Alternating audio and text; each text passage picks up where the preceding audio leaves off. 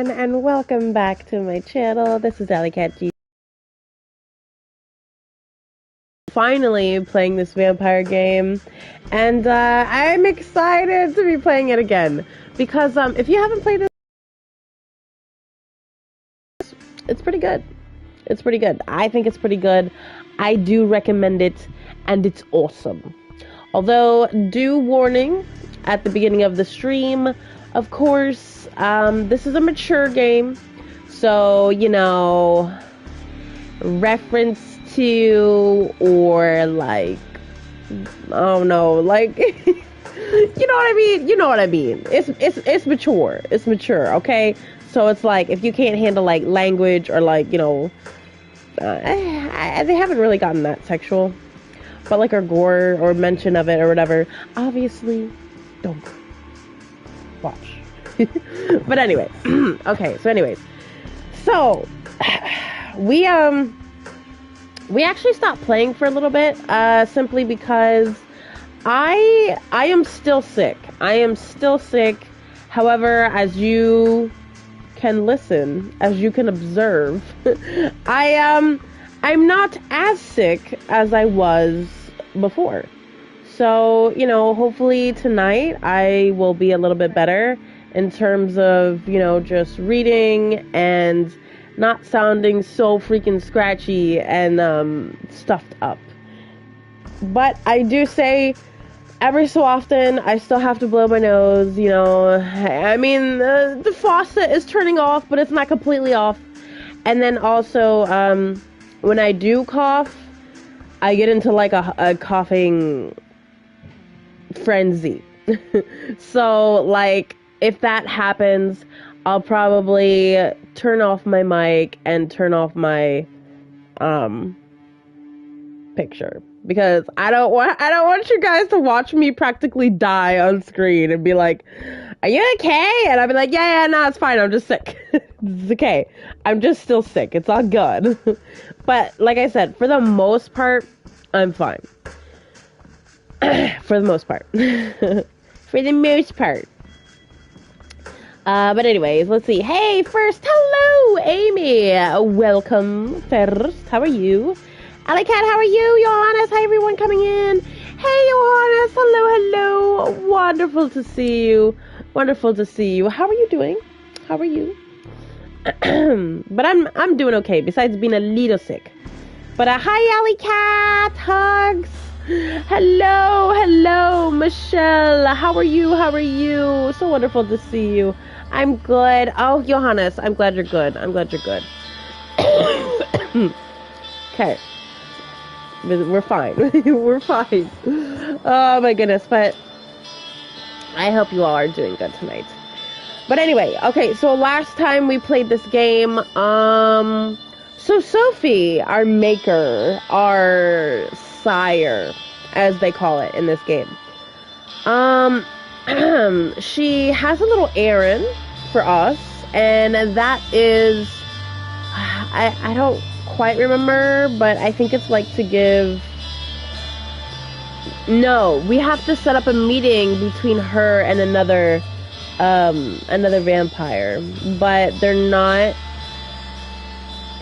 we kind of have to do it in a roundabout way, so yeah, so that's why we're here at this club and whatnot, to see if we can do it. Oh, I'm sorry you're sick. I hope you feel better. Oh, it's so good. I am starting to feel better. I will say that.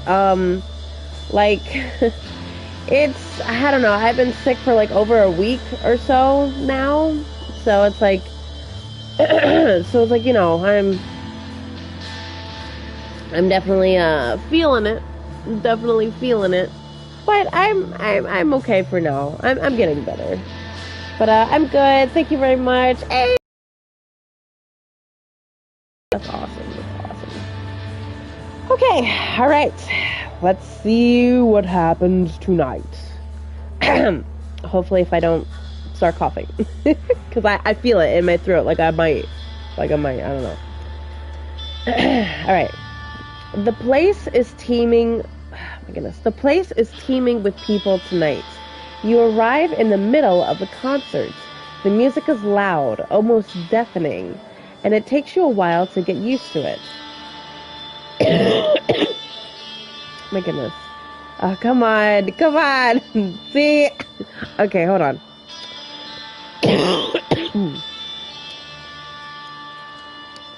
Oh, give me a minute. Give me a minute.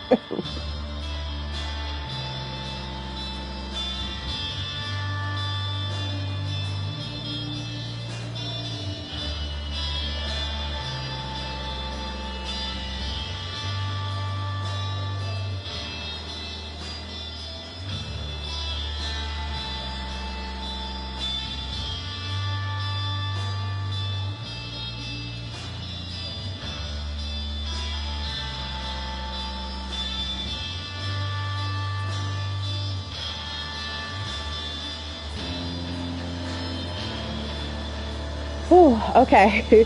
Okay, again, I apologize. I just had like a coughing fit right at the beginning of the stream. I do apologize. Oh, I hope I'm well enough to play this game. I would assume so, but I don't know if reading sets it off. I hope not. Anyway, we'll try again. Okay. Let me take a drink of water, see if that helps.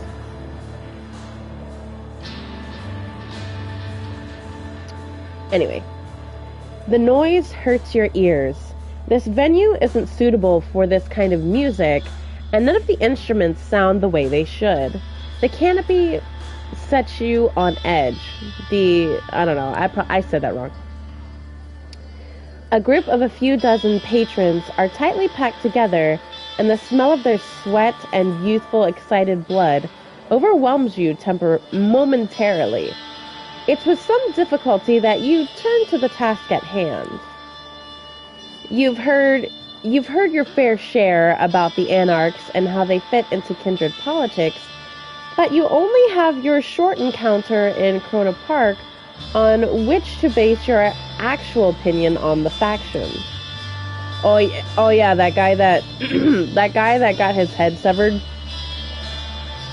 Yeah, he was part of their fraction, if you will. That might have been just a horrible first impression, but you're keeping your guard up just in case. So you mingle with the crowd, ask for me at the bar, try to locate Mia in the crowd.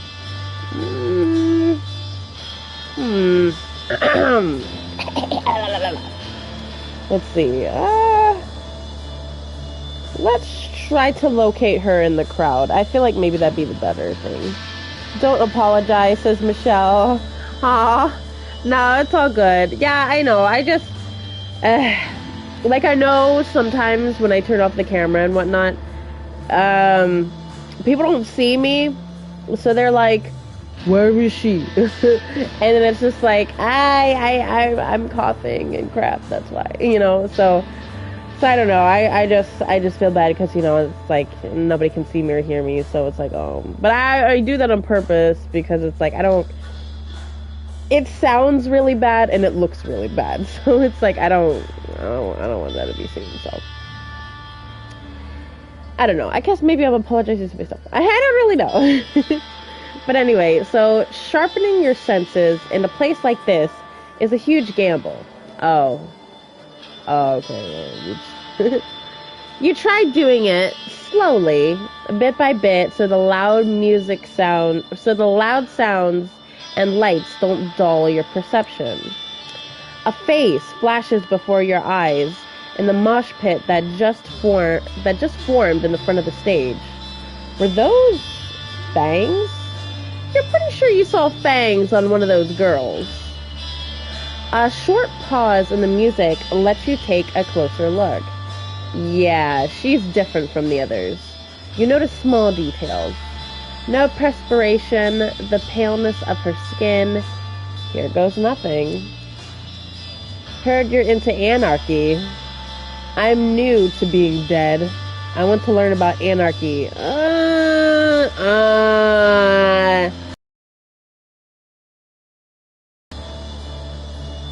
Yeah, I don't feel like any of these are good things to say. No, I don't feel like any of these, no. I don't feel like they're gonna say. I heard you're into anarchy. I want to learn about anarchy. Oh, God. Man, did we pick the wrong... Oh,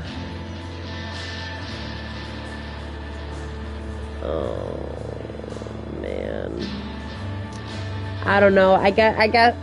God, it sounds lame, but I feel like out of the options we have, maybe that's the best option to go with. I want to learn about... Oh, God. Okay. Alright. Well, I'm gonna cringe. But here we go. You're into anarchy. Heard this is the spot to meet hot chicks. Oh no. Oh God. Okay, heard this is the spot to meet hot chicks who hate the patriarchy. Anarchs, you could say. Oh God. I know. I'm sorry. Seriously? That's the best line you came up with? Yeah, no, I totally understand, lady. She doesn't smile, but she doesn't hit you either. So that's good. Follow me behind the bar. Well, okay. At least I got her attention. She leads you through the bar to a back door that leads into a side room. Indie metal band posters are plastered on every wall, some of them 20 or more years old, judging from the tour dates. An old sticky table and some rickety chairs are the only pieces of furniture here. Sit down. Sure, I think I'm comfortable. Why don't you sit down? We'll just go with sure. Sure. You take a seat as the woman leans against one of the walls. The name's Mia. I'm guessing your visit here isn't a happy coincidence. Oh, busted. I don't know you. So you're either new in New York or kept an outstandingly low profile. Both sound suspect. So, before we take these pleasantries further, answer me this. Who do you run with?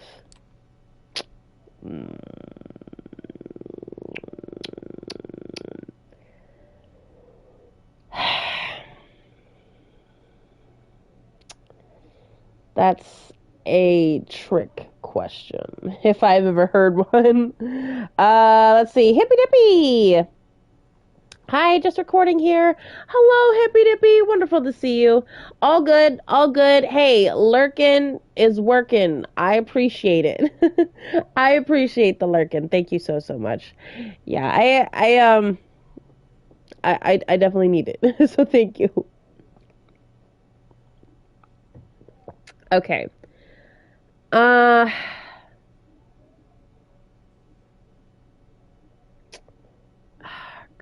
man. She doesn't make this easy.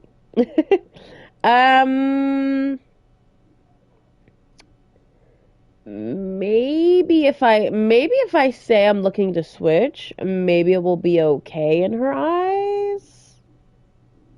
Maybe. I don't know. I feel like either, because I don't want to say directly Sophie, because I think she'll reject me outright if I try to do that. So, oh my goodness, come on. Why is this so difficult?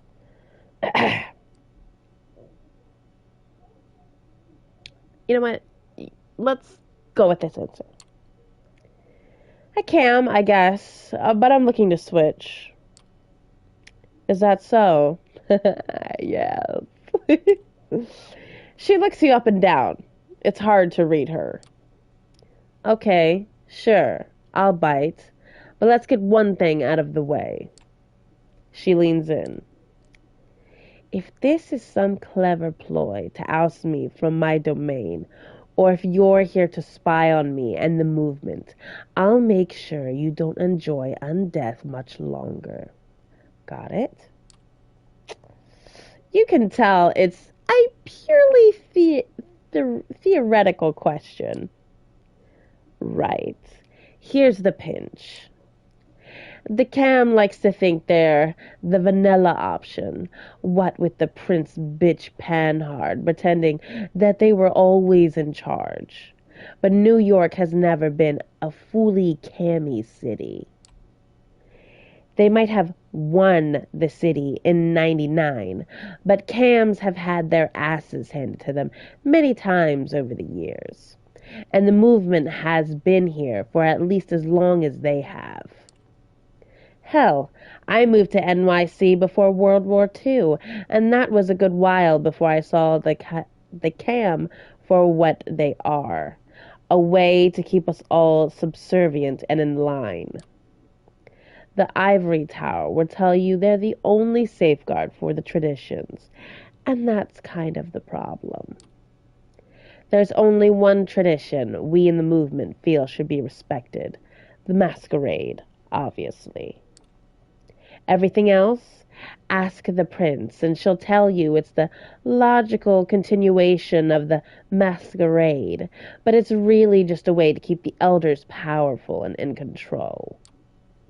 She grimaces. But here's the thing. For all the talk of us bloodsuckers being solitary creatures, we need a community to keep up the masquerade. Community, yes, but authority, not so much. We need a council of peers to keep the assholes and power-drunk fletchlings in check, but not a frugal prince to tell you where to feed or who to hunt down when they step on her toes. She takes a brief break from her indigent rant. So, you anarchs don't have a ruler? Sounds too good to be true. Structure is good. It brings order. It brings order in the court. I don't know what that was. Oh, that was my skeleton?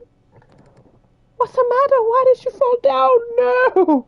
I hope that's not a bad omen. Yeah, it was just this guy. I didn't see him fall. Oh, poor guy. Could you sit back down over there? No? I don't know. Maybe I'll put his legs up. Oh, he doesn't want to sit. Yeah, you can see him a little bit still. Oh my goodness, that did scare me though. I was like, what the heck fell in here? But okay, anyway. Yeah, because something falling in here is bad. Because, I have a lot of crap in here. So, yeah, I don't know.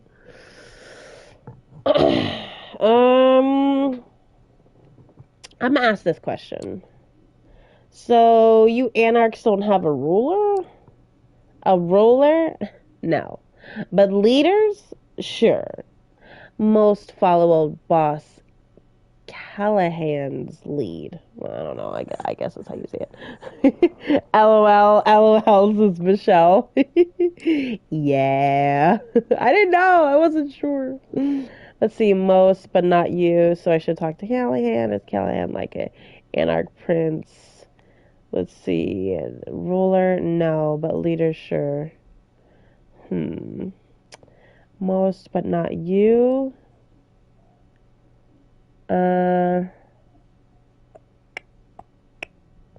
We want to get to talking to him because I think that's the person we want to talk to. I think so. Not 100% sure. I don't know. We'll see. So, what you're saying is I should talk to Callahan? No. I'm saying you should talk to somebody else. Oh. If you're concerned about being well received in the city, you might need to go through Callahan. But if you're if you're serious about the anarch cause itself, he's not your guy. Ooh. Callahan eats up fletchlings like you and shits out self-preservation. His position as Baron is mighty shaky now, not least due to the fact that he's backstabbed more than his fair share of allies. So he's doing what any other old fart in a position of power would do. He's doubling down. Negotiations are out, intimidation is in. Tightening ranks as a precaution against the Second Inquisition. She surprises you by hacking and spitting on the ground in disgust. If you spent some time with the Cams, that should sound very familiar to you. He's no better than Panhard and her cronies are at this point. No, you K or whatever. And you wouldn't know it. It's your lucky night, because I'm the lick to do it through. Oh, wait. Is that the person I need to talk? I think so. Why can't I just meet him? I'm gonna say, why is he different? Gotta keep her talking a little bit. How is he different from Callahan? Motherfucker, you're really asking for it. Her anger flares up again. Oh. Sorry! I'll pretend that was just a naive question and not a half-assed jab. Torquay is a leader, a local baron who's overseeing a small domain, but doing a very good job of it. Callahan knows this, so he's giving him shit. Torquay is taking it like a champ. He's smart like that. For one of us rebels, he's got the patience of a saint. Makes you think back to how things used to be back when, if stories are to be believed. Anyway. You want to meet him? I'm going to require a show of goodwill first. Ooh, what do you have in mind? Or can I just ask elsewhere? I don't know. Alright, what do you have in mind? That's fair. What do you have in mind? She flashes you a mischievous half smile. Not so sure about this. I appreciate your readiness, but I don't have the details just now. Ask for me at the bar when you're able. I'll leave something for you and we'll take it from there. Now come on, I gotta go. She walks you out of the bar and you go your separate ways. Seems like there's nothing more to do than return here later and see if Mia really can help you contact Torquay. Ah. Okay, so that was like a half night thing. Got it. And this guy, he's still up in her business. A shining example. Let's see, he's trying to get you in touch with you. This can't mean anything good. Oh. Wait a minute, he's trying to get in touch with me? Okay, so I have this that I need to handle, but I also have this I need to handle. Let's see, a tapping on the window, a small grayish bird flying off, a small piece of paper left on the windowsill. Prospect, ASAP, Tam. What does that mean? Crap, which one I want to do? We can leave the reporter waiting a little bit. Let's see what Tam needs. Let's go check her out. See what's happening on her side of the neighborhood. All right. As you open the blinds, you're able to spot a small grayish bird flying off into the night. Looking down, you notice a small piece of paper on the windowsill. Prospect, ASAP, Tam. Third time's the charm, you think to yourself as you once again cross the gate of Prospect Park and head for Tamika's Haven. To your surprise, you find her out in the open, sitting on the lawn, surrounded by a host of woodland creatures, birds and squirrels mostly. The critters each patiently await their turn as she flicks seeds at them. It looks almost whimsical in a twisted sort of way. Hiding in plain sight? You wanted to see me? How are you holding up? Num num num num. Let's see.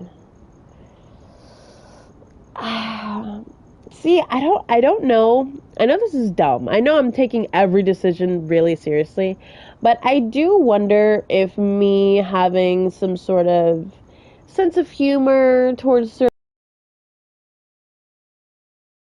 sort of like invisible brownie points, if you will. So I'm just like, I don't know. But I guess I'll just be straightforward and say you wanted to see me. Hey, you wanted to see me? Yeah, I did. She scatters the remaining seeds into the grass and hops to her feet. I have been doing some digging. The Inquisition has a safe house up in Manhattan. I think that's where they're keeping him. The sacred one, I mean. I want to pay them a visit. Kill that thing and as many of those SI bastards as I can along the way. Ooh, so you're gonna go, do, a whole raid thing, huh? That's a terrible idea. Isn't that a breach of the Masquerade?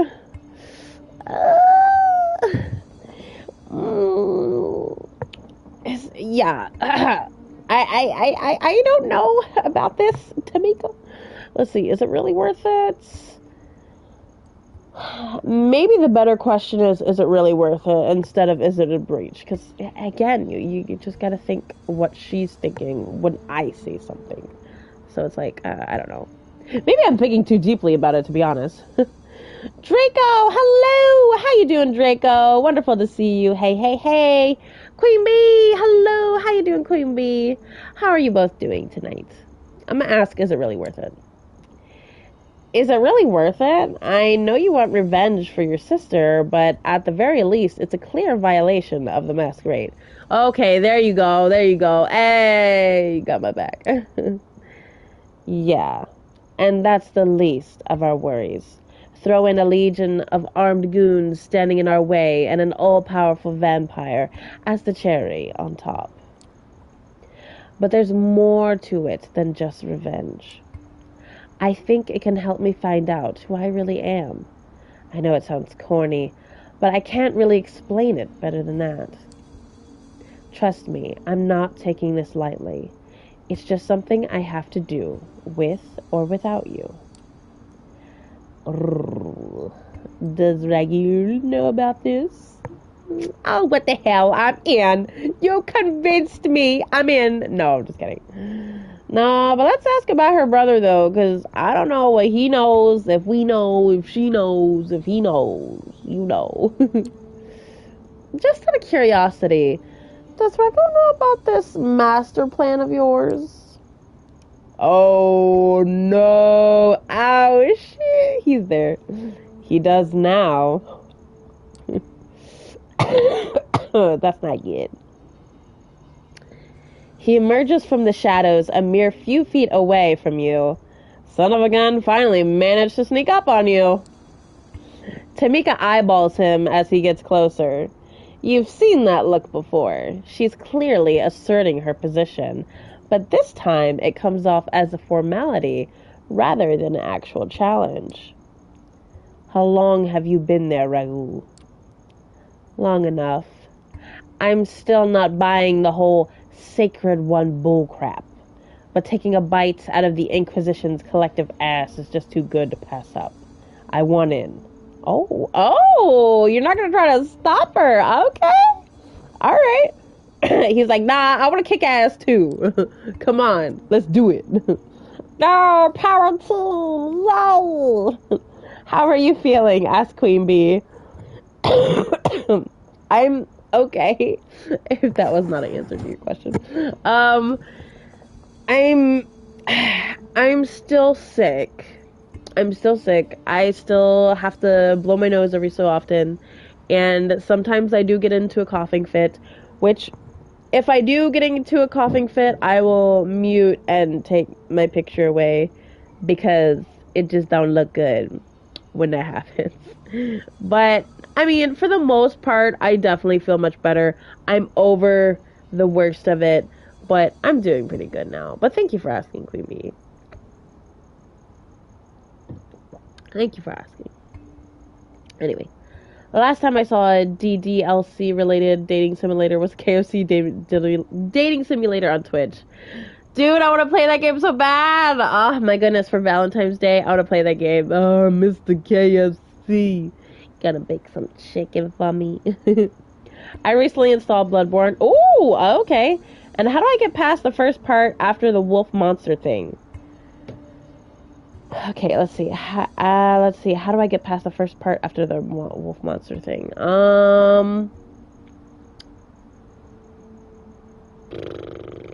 My goodness. That's a good question. I'm trying to remember what is after that, because you start in a building and then you get past the wolf. You just should be able to make it out of the building, I think. I don't think there's any like hidden thing. Better believe it. Why would your sister lie to you? Believe it or not, just be ready for it.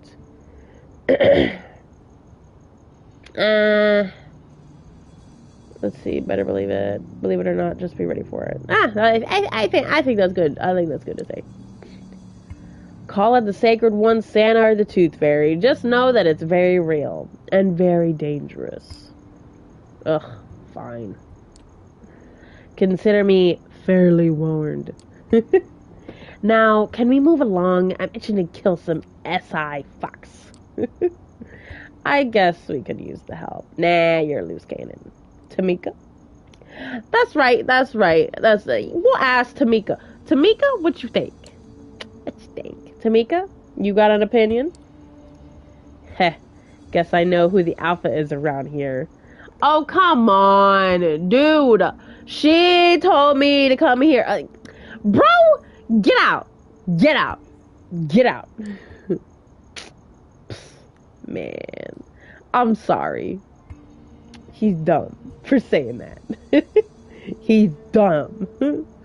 Because it's like, dude, I'm here because she asked me to. So this is her mission. I'm not going to say whether he could come or not because this is not my choice. It's her choice, okay? Boy, I swear. Anyway. Goodness. I'm going to make myself start coughing up a storm. He should come with us. He's got the right to be there, to see the Sacred One with his own eyes. Plus, my brother can be a pain in the ass, but he's one hell of a fighter. There you go. Tam's seal of approval. It's settled then. Let's go. Fucking finally. And with that, you leave the relative safety of Prospect Park, steeling yourself for things to come. Ooh, what we gonna be doing here? Man, I feel like somebody's gonna die. Found a door. Never mind, I went in reverse. Oh, okay, gotcha, Draco, gotcha. Yeah, you got to be careful. I know, trust me, it's confusing at first, but you'll get it. You'll get it, Draco. Also, that's cool that you downloaded Bloodborne. As you get closer to your destination, you get the sneaking suspicion that Tamika's been pulling your leg. Following her lead, you take a turn from Broadway into Fort Tyrone? I don't know, Park. It doesn't seem to make sense, you think to yourself. There's only one spot between here and the Hudson River. But it can't be, can it? Sure enough, as the stone facade of the cloisters, comes into view, Tamika motions at you to keep out of sight. How the hell is this well-known tourist trap a hideout for the Second Inquisition? Isn't this place a tourist attraction? Yeah, I don't know. Wait, isn't this place a tourist attraction? Only during the day. At night, it serves as a staging ground for the Inquisition. If my sources are to be trusted, and they usually are, they brought him here for what they call processing.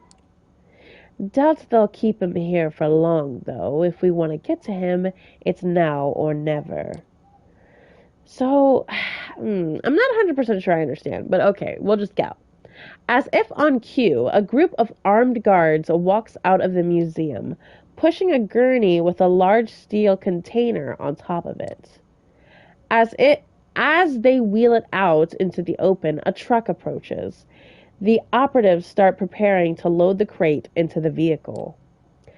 You scan the area, trying to take a head count. Tamika beats you to it. I count at least 7, probably more inside. We should do this quietly and take them out one by one. Raoul frowns. I say we go in guns blazing, figuratively speaking. If they're more inside, let them come. The more, the merrier. Let's try the stealthy approach. Why don't I talk to them? Interesting. So it's like, okay, you know what?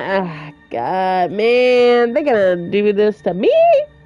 Okay, so let's see. Guns a-blazing. I'm not sure that's the best idea. I kind of like the stealthy approach. I mean, I am a stealthy person in general, so I don't know. That kind of sounds like the best idea, but then again, even with the stealthy approach, if one of the other people realize that somebody's gone, you know, then I don't know. Then eventually you kind of have to go with an assault. But I could talk to them and try to, you know, persuade them with my powders, and yeah, and then see what happens there. But let's see. I still don't have a weapon. Yeah, don't worry. You'll get it at the dream. At the dream. I already died 2 times in under 3 minutes. You're fine, Draco. You're fine. Go back to the hunter's dream, and on the stairs should be weapons. Yeah. It's like Queen Bee said. You need to go back to the hunter's dream. But yeah, no, I know. The weapons are on the ground. They're hard to see. I'm gonna try the talk to them method. How about I try and talk to them? Maybe I can get us in without raising hell. They both look at you. There's no other way to put it. Like you're a complete and utter idiot. I know. Okay, well, all right.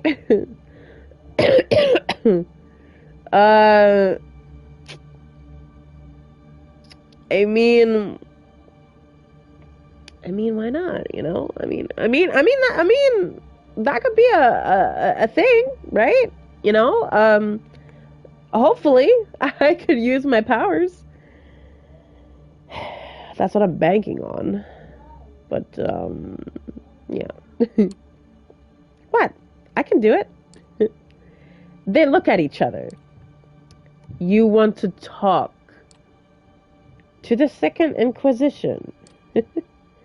That's the plan. I love how the game is making me doubt my decision. That's the plan. Yeah, that is the plan. Oh, okay, all right. Is it a bad decision? It's not a bad decision,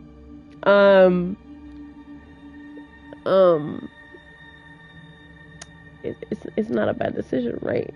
Please tell me it's not a bad decision.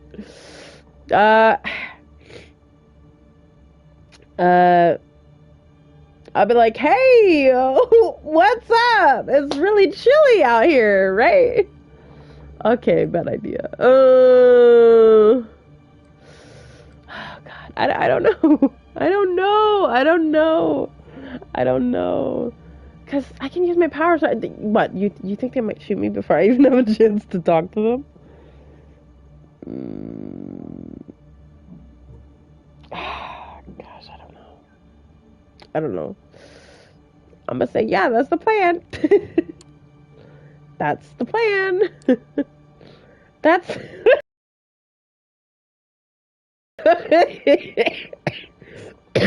Oh my God. I love what he says.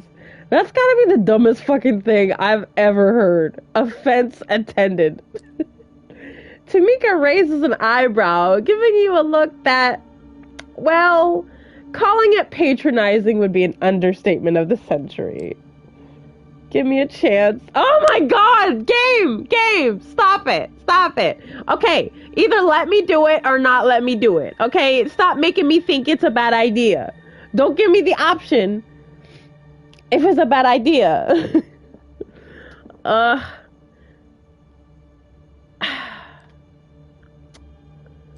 God. I hate this. Okay. Yes, no, maybe, so. I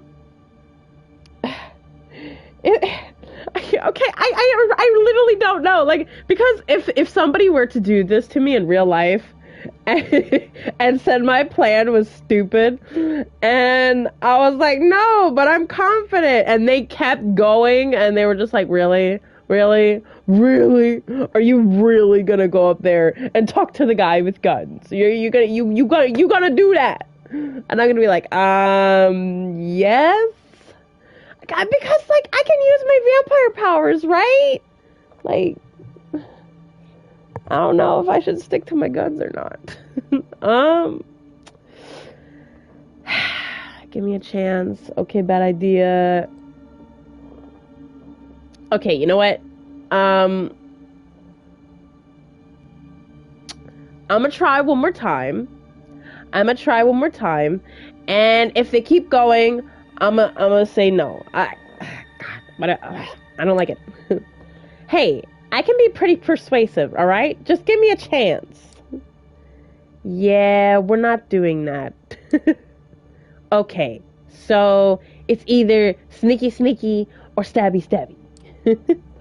Wow, so you know what? They just don't trust me at all. Okay, alright, fine. Alright. Fine, let's go with the stealthy approach. God, you guys suck. Tamika's right. We should get in quietly, take them out one by one. Screw you, we're cool.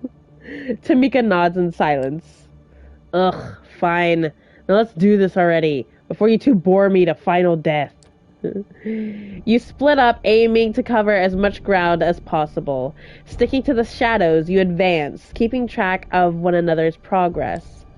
You hardly even notice as Tamika takes out the first guard. Not a peep out of him. They're trying to keep up. Raghul kills one to your left. He's sloppy, takes his sweet-ass time bleeding the guy out. With his dying breath, the man lets out a yelp, drawing the attention of one of his comrades. With the guard fast approaching, you ponder your options. Aw, crap. Slice his throat with your fangs, choke him out. Which is faster? This is what I want to know. Slice his throat with your fangs? Like, he could still yell. I don't know. I guess choke him out, I guess? Choke him out, I don't know. As the guard walks by, you leap out of the shadows and put him in a crushing headlock. Opting for a non-lethal approach, you quickly choke the guy out. Just as you're about to move on, Raghul jumps in and plunges his claws into the man's chest. He then turns towards you and mutters a silent reprimand. No witnesses. I know, fool, but I was scared about him screaming. Shh. 3 down, 4 to go. You keep a steady pace and moving across the courtyard, picking off the guards one by one. Tamika does her part. 3 to go. Raghul gets messy again. At least this time he's quiet. With only 2 of them left, you pick one for yourself and gesture at one of your fellow ferals to take care of the other. Tamika's quieter, but Raghul's closer. Which one will you choose? Obviously Tamika, because she ain't messy. You wave your hand at Tam, pointing her to her final target. She nods and starts making her way towards him. Suddenly, by virtue of sheer luck, he turns around just as she's about to pounce. His scream is quickly muffled, but still loud enough for the very last guard to hear. As all 3 of you approach him, the dire reality of the situation hits him like a ton of bricks. Paralyzed with fear, he keeps shifting his aim from you to Tamika to Raghul. He is severely fucked and he knows it. And since you're standing closest to him, you might as well do the honors. Mess with him a little? Nah, feeding opportunity. Time for desserts. It's time to eat, man. Alright, it's time for Bloody McDonald's. Let's get it. You walk over to the quivering mess that mere minutes ago thought himself the toughest of the tough. Before he can react, you slap the gun out of his hands, lean in, and smile. Hi. Half a second later, your fangs are already halfway to his windpipe. The blood tastes sour, with a hint of cowardice and regret. Could have gone out with a bang. Chose to go out with a gurgle. Oh well. With the SI operatives taken care of, you turn your attention to the container sitting in the middle of the courtyard. Using your combined strength, you make quick work of the steel door. As you walk in, the sunlight from behind you illuminates a twisted figure huddled on the floor. It's hard to believe that thing lying before you, beaten and tortured within an inch of its unlife, is the same creature you fought back at the cemetery. What the fuck is that thing? The boogeyman. It's what you refuse to believe. It's what happens when you lose control. I'm gonna say the boogeyman, cause he's dumb. Why, it's the boogeyman, Ragu. Turns out he's real. Who knew, huh? His lips move silently, as if searching for the right words. He looks to you, then turns to his sister, as if waiting for a sign. For a moment, Tamika just stands there. She looks down at the sacred one. Oh, wait, the scarred one, not the sacred one. Wow, I've been saying it wrong. Oh, I'm sorry. The scarred one, not the sacred one, the scarred one. I apologize. But let's see. How do I use the weapons? Weapon do you have? A hunter's axe and a hunter pistol. You usually use R1 to use the weapons. Usually, Draco. Not the sacred one. I swear. The scarred one. I apologize for anybody watching this back. Anyway. The once fearful boogeyman, those very mentioned could strike terror into the hearts of her tribe, now reduced to a whimpering pile of flesh. Finally, she turns to you with a look of childish innocence mixed with confusion. Then she looks back at the scarred one. You can tell she's lost. Tam, what the hell are you waiting for? Let's kill this thing and get out of here. You sure? Somehow it doesn't seem right. He's right. It's what you came here to do. It's your choice, Tamika. See, something tells me, like, the scarred one, like, has something... Maybe she knows the scarred one. Maybe that's the thing. Maybe she knows.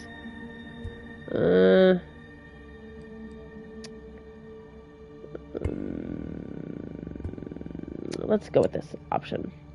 Are you sure that's what you want? Look at him. It's as if he's dead already. In all ways that matter, anyway. Are you fucking kidding me? We came all this way just to back down now? Stop talking. She's quivering, clenching her fists. You can tell she's about to reach a decision. You're better than this. Look at him. Is it worth it? Oh, come on. No. No. I don't like either answer. I don't want to say either of them.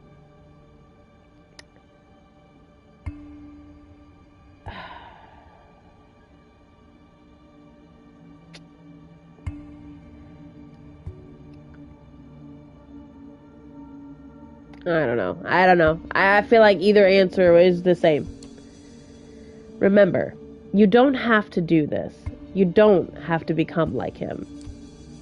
Suddenly, the very air around you seems to thicken. You look over to Tamika. She's not quivering anymore. She walks up to the scarred one. The pitiful creature presses itself into the corner in a desperate and futile attempt to crawl away. Without a word, she grabs the creature by the ears, sinking her claws into the sides of his head. She looks him dead in the eye. Her voice cuts through the air like cold steel. Stay out of my territory. In one fluid motion, she rips the chain off the wall. The pitiful shadow that once was the scarred one scurries off into the night. Oh, so she let him go. Raoul seems flabbergasted. Tam! What the hell are you doing? Taking control, carving her own path. She doing what she wants to do, okay? I'm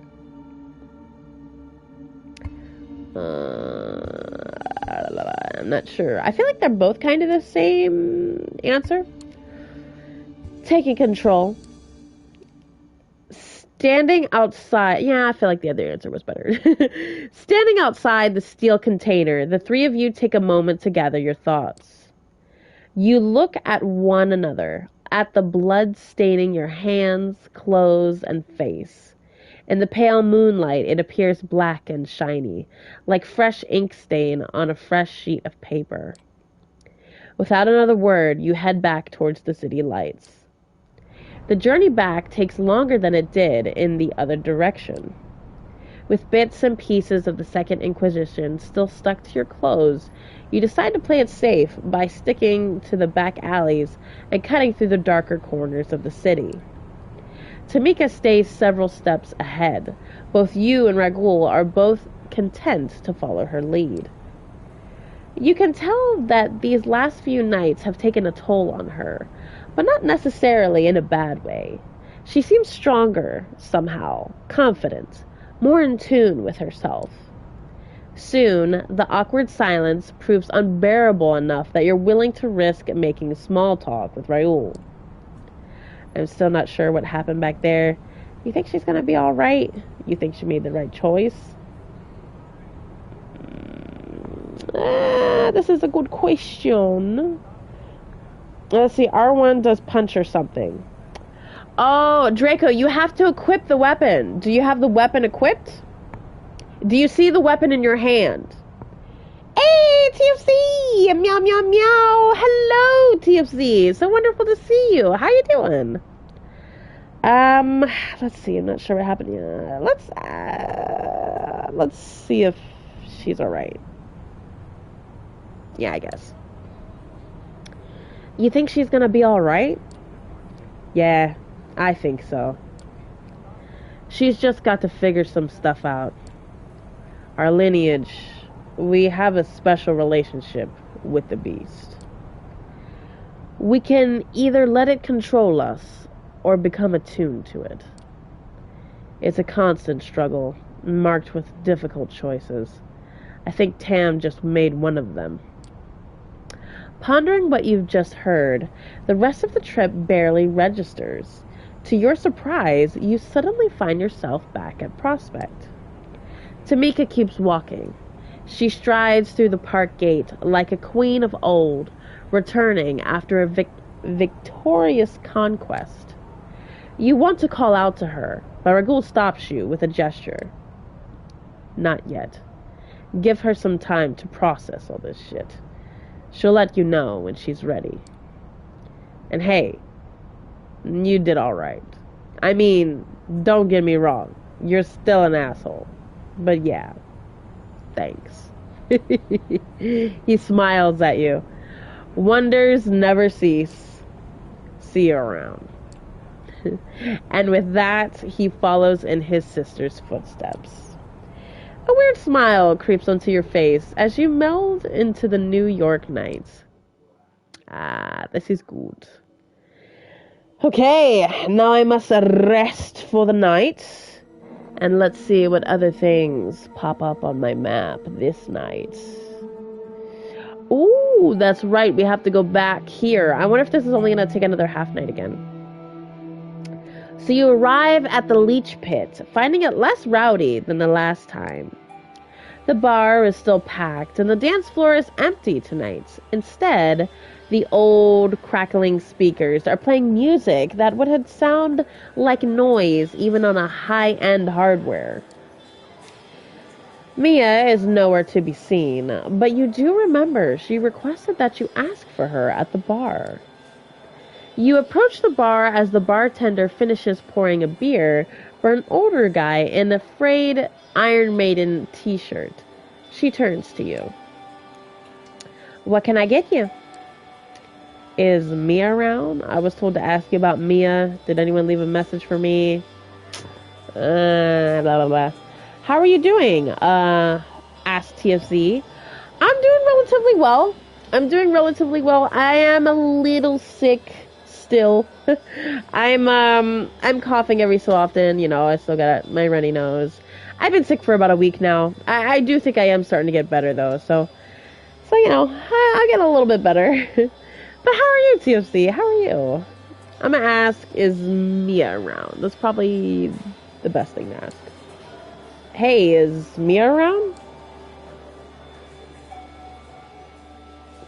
No, she's not in tonight. Oh, waste of my time. No, she's not in tonight.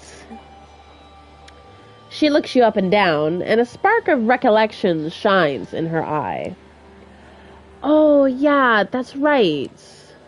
She takes a well-worn book from behind the counter, some kind of YA vampire novel, and flips through it. She produces a piece of paper from between the book's pages and passes it to you. She told me you'd be interested in reading this. Oh no, is it a joke? You find a relatively quiet corner and take a look at the note. He wants to meet you. I'll arrange it, but you need to prove you're trustworthy. Look around at the leech pit for a guy named Bruce. Buff dude. Tattoo sleeve on his right arm. I'm 90% sure he's somebody's retainer, sent here to spy on us by the cam. Get me the name of his master and write it on this card, then return it to the bar. It doesn't take you long to locate this Bruce guy. He sits alone in a corner, 2 beer glasses already empty on his table. You take a moment to consider your approach. Okay, so before we do that, let's find out what this word means, because we do have a word. What is this? A human who serves a vampiric master. Let's see, kindred rarely go without at least a few of these mortals, both convenience and protection. Okay, alright. I mean, it was a familiar word, but I wasn't 100% sure what it was. Okay, so it's a human. It's not a vampire that we're up against. So maybe I can. Well, it doesn't matter if they're a vampire or human. I can still kind of like glamour them.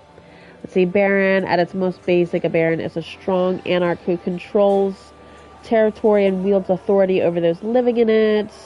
Let's see, one of the most common types of barons is a lake, who has a city, neighborhood, or even just a building.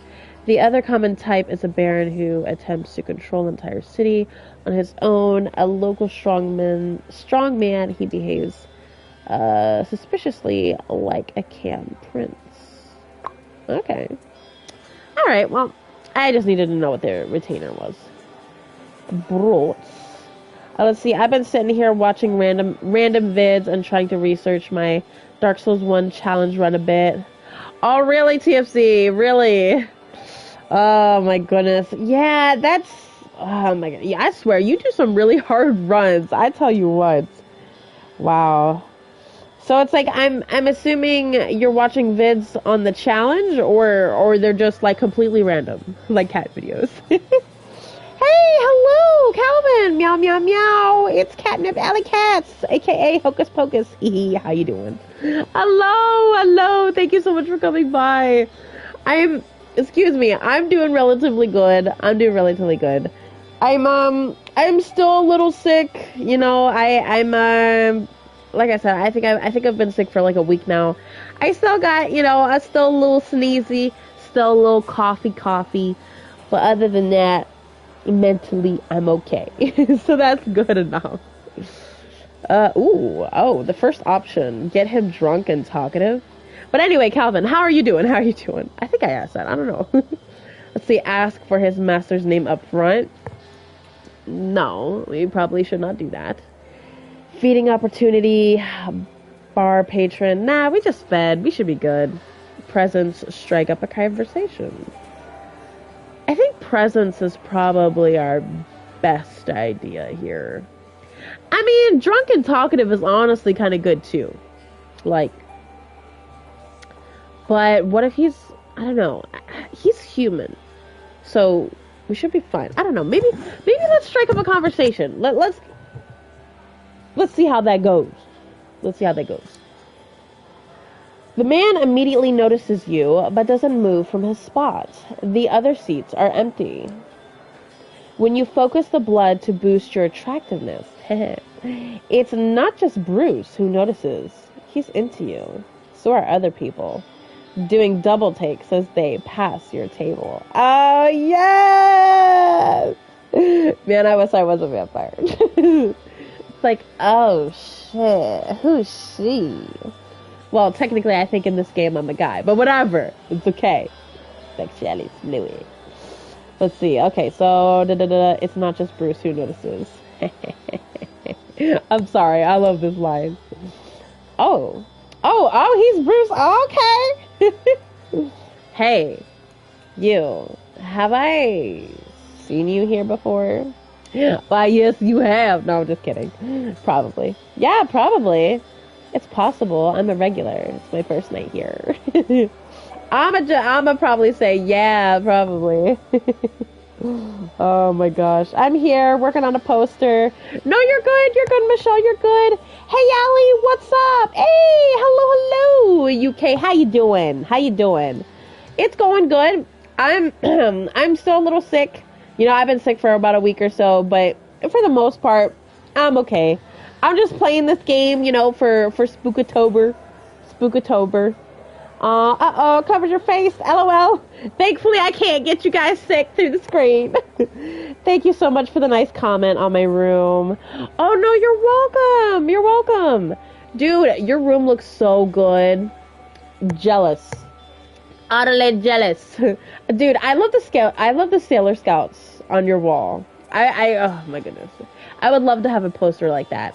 I think in the video it looked like a fabric poster, if I remember correctly. But nah, it looks good. It does. It looks really good. Let's see. I've been doing great. Working hard. Oh, that's awesome. That's awesome. What you been working on? Or do you mean like work? You know, like regular work. But let's see. I'm gonna say yeah, probably. Yeah, I was at the concert the other night. Oh, yeah, I remember. Great to see you again. Great to see you again, too, Bruce. Hi. Ask him about the name nicely. Ask him about the name directly. Intimidate you to give him the name. Okay, well, I guess I have to ask him about the name. Okay, intimidate him. Oh. Ask him directly. Ask him nicely. Well, ask him nicely, because we want to the deck. I know you're here because somebody asked you to spy on this place. It'd make me really happy if you'd give me their name. What? Do you mean Sam? Yeah, I mean Sam. He catches himself. Ah, it's too late. I know the name. See, I'm sorry. I got too excited. Ooh, now I start coughing. I told you I'm still sick. Anyway, he realizes what you're doing. His eyes dart over your shoulder. No, don't fight me. You thought you had him cornered. But he suddenly leaps over the table in one smooth move and dashes through the sparse crowd. You catch up to him outside. Ooh, he's bolting, all right. Call after him to stop, give chase, catch up to him.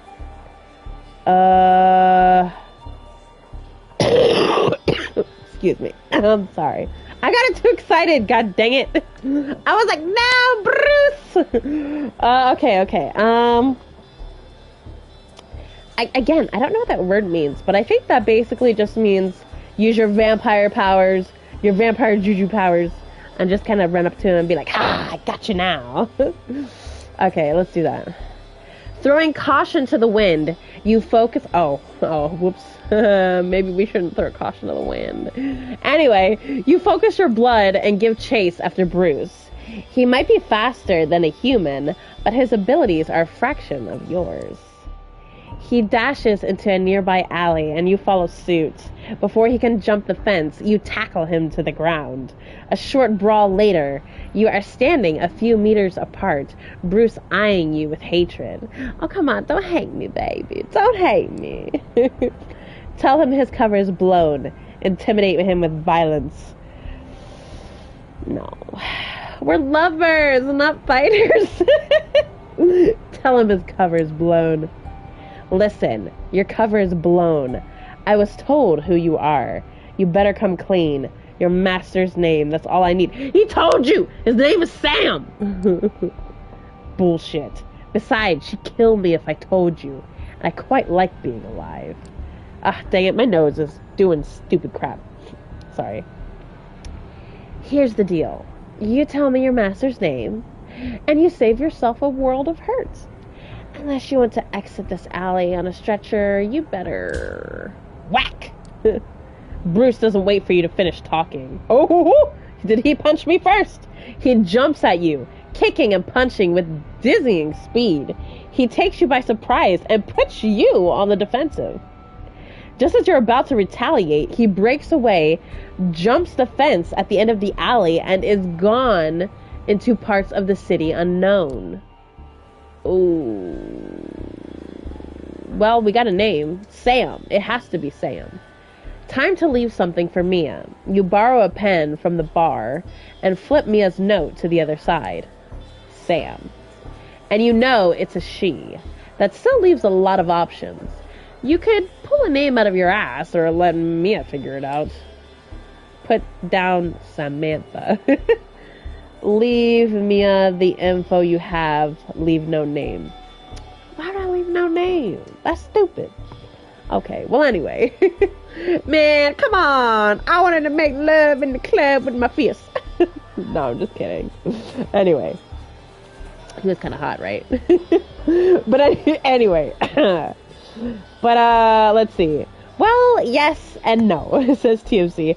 Obviously, no help exits on challenge that have never been done before, but I am studying runners who did the same thing at a low level on the easiest difficulty. Oh, okay, gotcha, TFC. Yeah, that's gotta help to some extent, you know? Okay, I gotcha. Amazon has everything. Dude, I tell you what, Amazon does have everything. Amazon is awesome. Actually, there's a fabric poster I have, like, covering my window, because, like, all my walls are... You cannot see my walls in this room, because literally it's just bookshelves. But I do have a fabric poster over here, and I got that from Amazon, and oh, let me tell you, it's good. Working 2 jobs. Oh my goodness, dang, you working 2 jobs? Wow, well, dude, keep the hustling.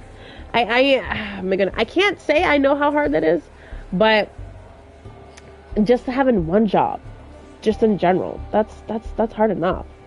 Mr. Lux, hi, how you doing, Mr. Lux? Wonderful to see you. How are you? He looks like he's from Twilight. I know, right? That's why I was like, hi. How's everyone doing how is everyone in the room? Vampires?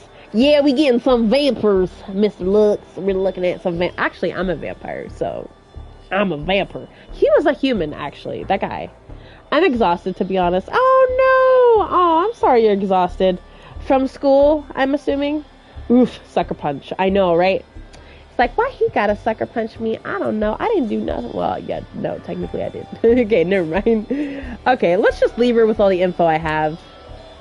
Mia asked you for a name, but if all you have is the fragments and the gender, it'll do.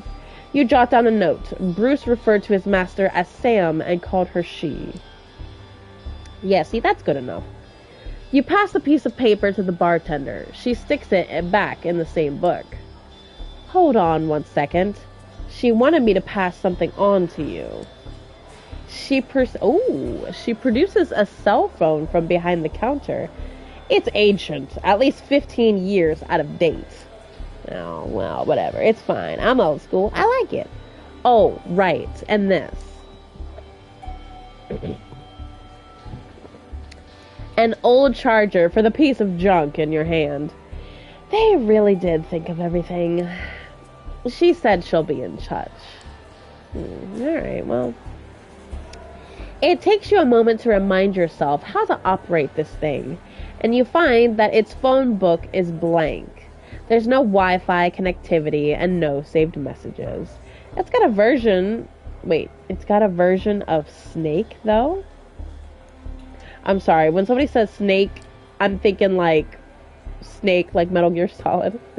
The bartender is already over at the other end of her domain, taking orders from patrons. With your Anard contact nowhere in sight, you decide to move on for the night. Hopefully, your educated guesses, based on the scraps of info you collected, will be enough for Mia to call you. Ew. Oh, and she's still there. Huh. Let's see, it's been some time since the Kindred historians will no doubt refer to the Battle of whatever that is. Still no word from Topeka. Maybe it's time you drop by and see how she's doing. I kind of want to check up on this guy. I kind of want to check up on him. Oh, yeah, and I still have to check up on her, too. Oops. Oops. Oopsies. I have to check up on some peoples. But, anyways.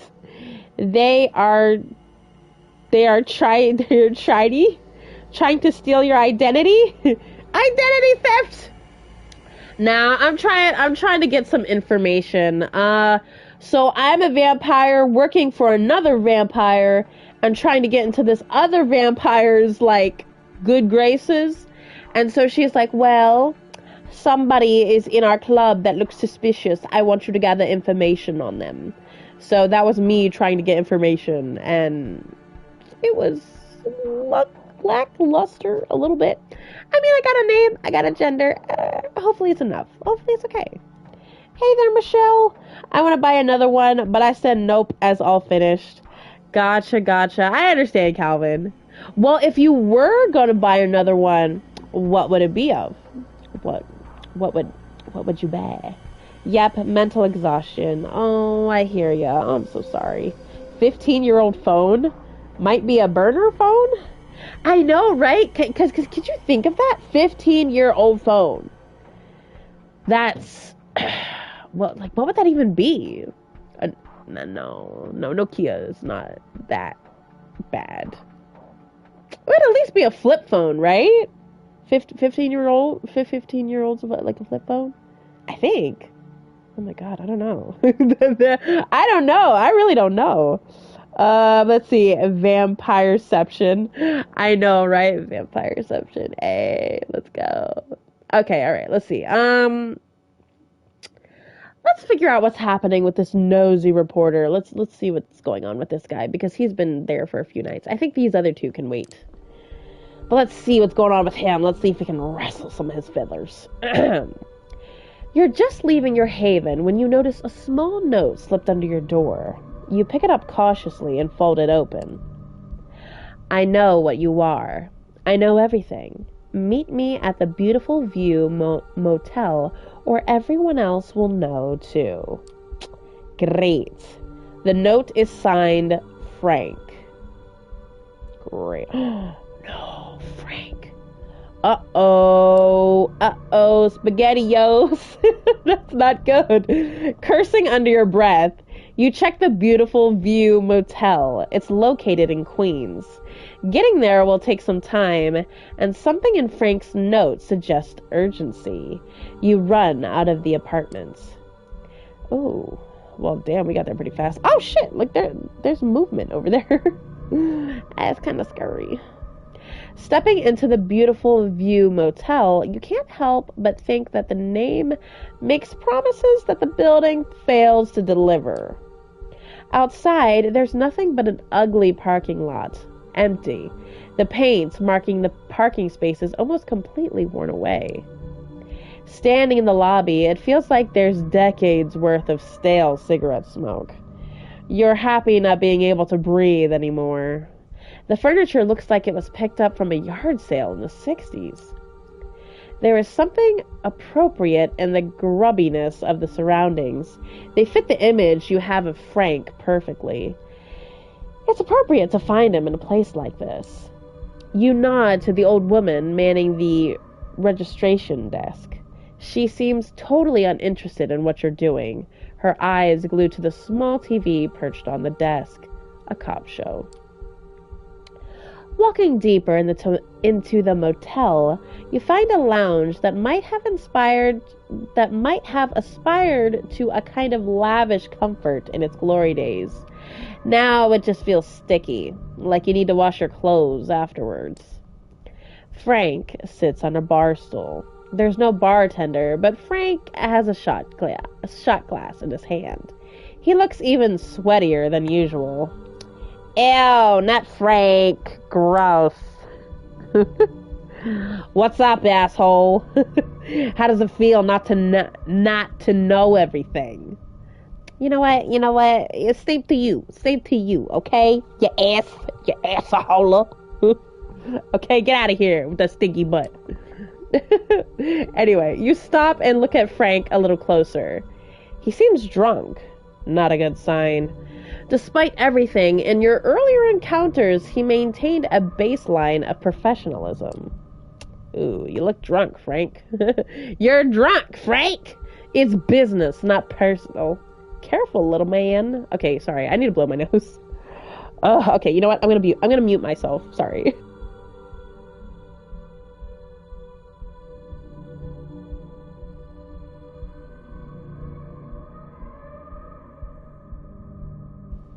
I apologize. Okay, we're good. We're good. Anyways, not sure which one. Oh, okay, gotcha. I know there's a lot of choices.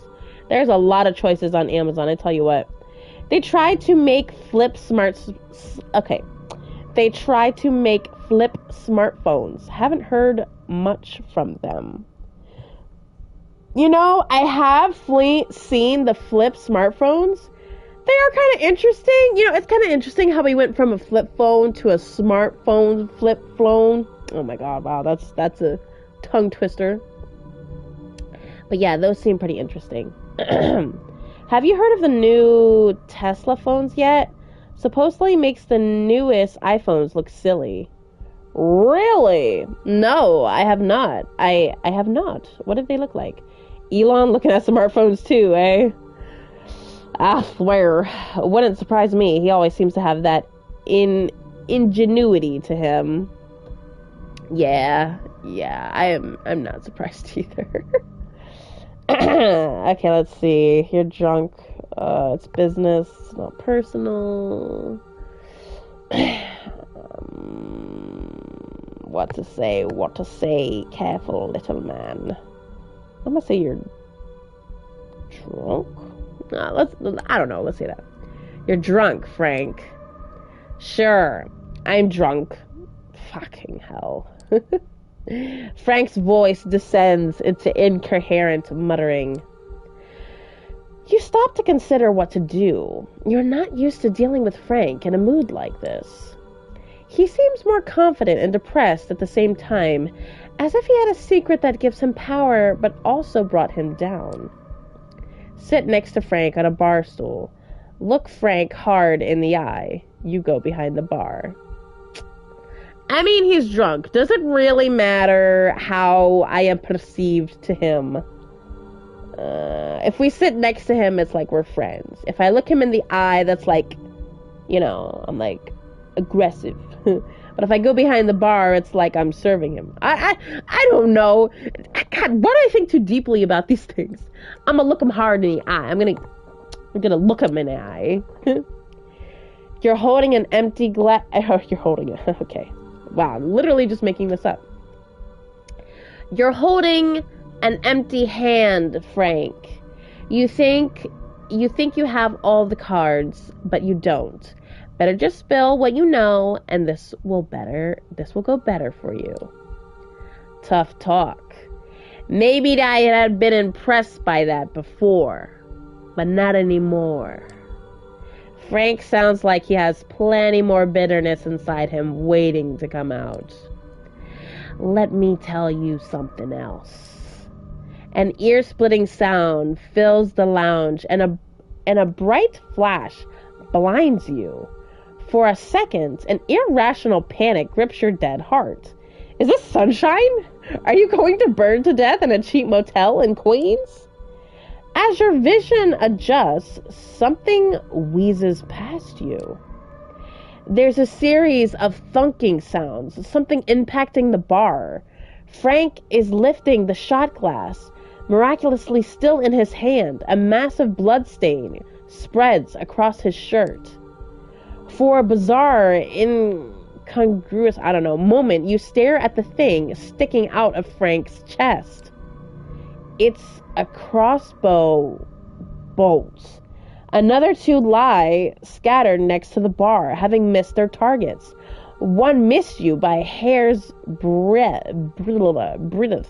Whatever. Turning around, you see figures dressed in black tactical gear storming into the room with eerie silence. Perhaps a flashbang damaged your ears. Honey, we're a vampire. Come on. What do you mean? I don't know. I guess I can heal or whatever. It's fine. They drop their tactical crossbows and lift up rifles. Ooh, this ain't good. Who comes prepared with a crossbow?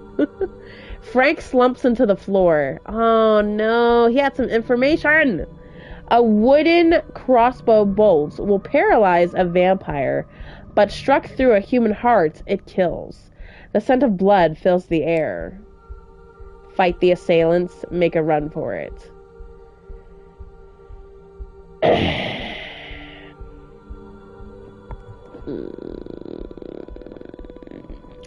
Okay. I feel like... well, how many people are there? Maybe I should run for it? But what if I run for it and I don't make it out alive? This is not good. This is not good. See, I don't know. I don't know. Oh my goodness. Yeah, man, that looks pretty sweet too. Oh, it does? How can it, really? Well, I'm rather happy Tesla is innovating the cell phone market. Okay. I just don't know how you can make a cell phone look any cooler than, I don't know, like I can't imagine it. You should share like a picture or something in the Discord. Ah, man. Okay, fight or run. I don't know. Man.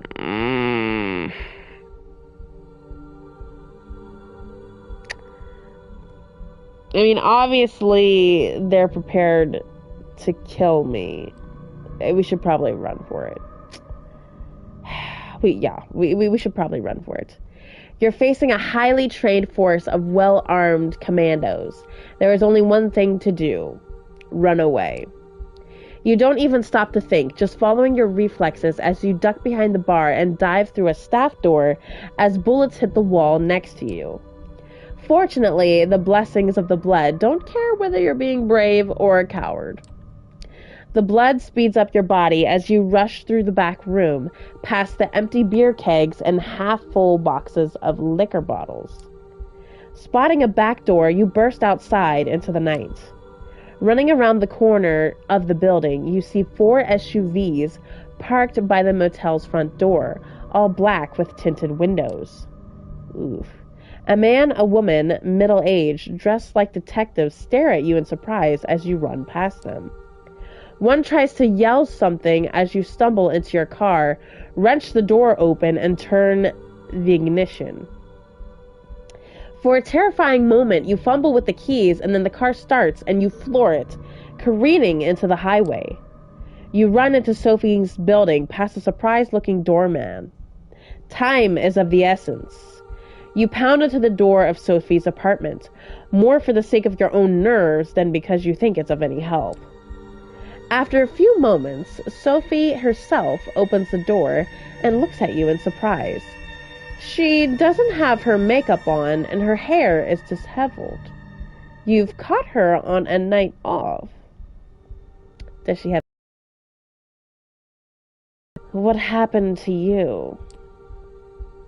As you step into the apartment and follow Sophie into her living room, you see the remains of a party. Empty glasses, a faint smell of blood in the air. You have no time to contemplate Sophie's social life, however. It was an ambush. I almost died. We're being hunted. Yeah! All those kind of fits. All those kind of fits. Happy hump day. Hey, hello. Happy humpeth day to you too. But how are you doing, Philly cheesesteak? How are you? I hit that like button. Yay. Thank you so much. Thank you so much, KQ. I appreciate it. Thank you, thank you, thank you. How you doing? Mr. Lux. Oh, I see one. Tesla Model Pi. Okay, Pi. I'm assuming that's how you say that. I see you, Welly Cats. Do you see me? Do you see me? But hey, I'm glad you're here. Thank you so much. I do appreciate it. Doing good, and hope you are. I'm doing relatively good. I'm doing relatively okay. I'm still a little sick. I'm still a little coughy. I'm still a little sneezy. But other than that, I'm mostly okay. I'm getting better. That's the good part. I'm getting the better. But, let's see. Did I ask how you both were doing? I might have. I don't know. I'll ask it again. How you guys doing? What are you doing? I don't know. But okay, it was an ambush. I almost died. We're being hunted. I'm gonna say we're being hunted. Yeah, we're being hunted. I think that's accurate. We're being hunted. We're all going to die. Calm down. Sophie's just like, no. Okay, sorry. Sorry, I have to stop laughing at myself. Okay. Okay. I'll stop it! Sometimes I regret taking you under my wing. If you don't calm down, I'll feed you to whoever is after me. Sit down and stay calm. I'll check whether this apartment is still secure. You sit down, suddenly conscious of the vast gulf of experience between you and Sophie. She's managed to stay alive for a very long time and knows how to survive. You only hope that you'll survive along with her. For the next hour or so, you sit on Sophie's sofa, answering minute questions about Frank and the commandos who assaulted you. At intervals, she makes muttering phone calls to mysterious contacts. After a longer while, Sophie lets you go. You should be safe. And more importantly, I should be safe too. I've taken measures to secure both our havens, but keep your eyes open nonetheless.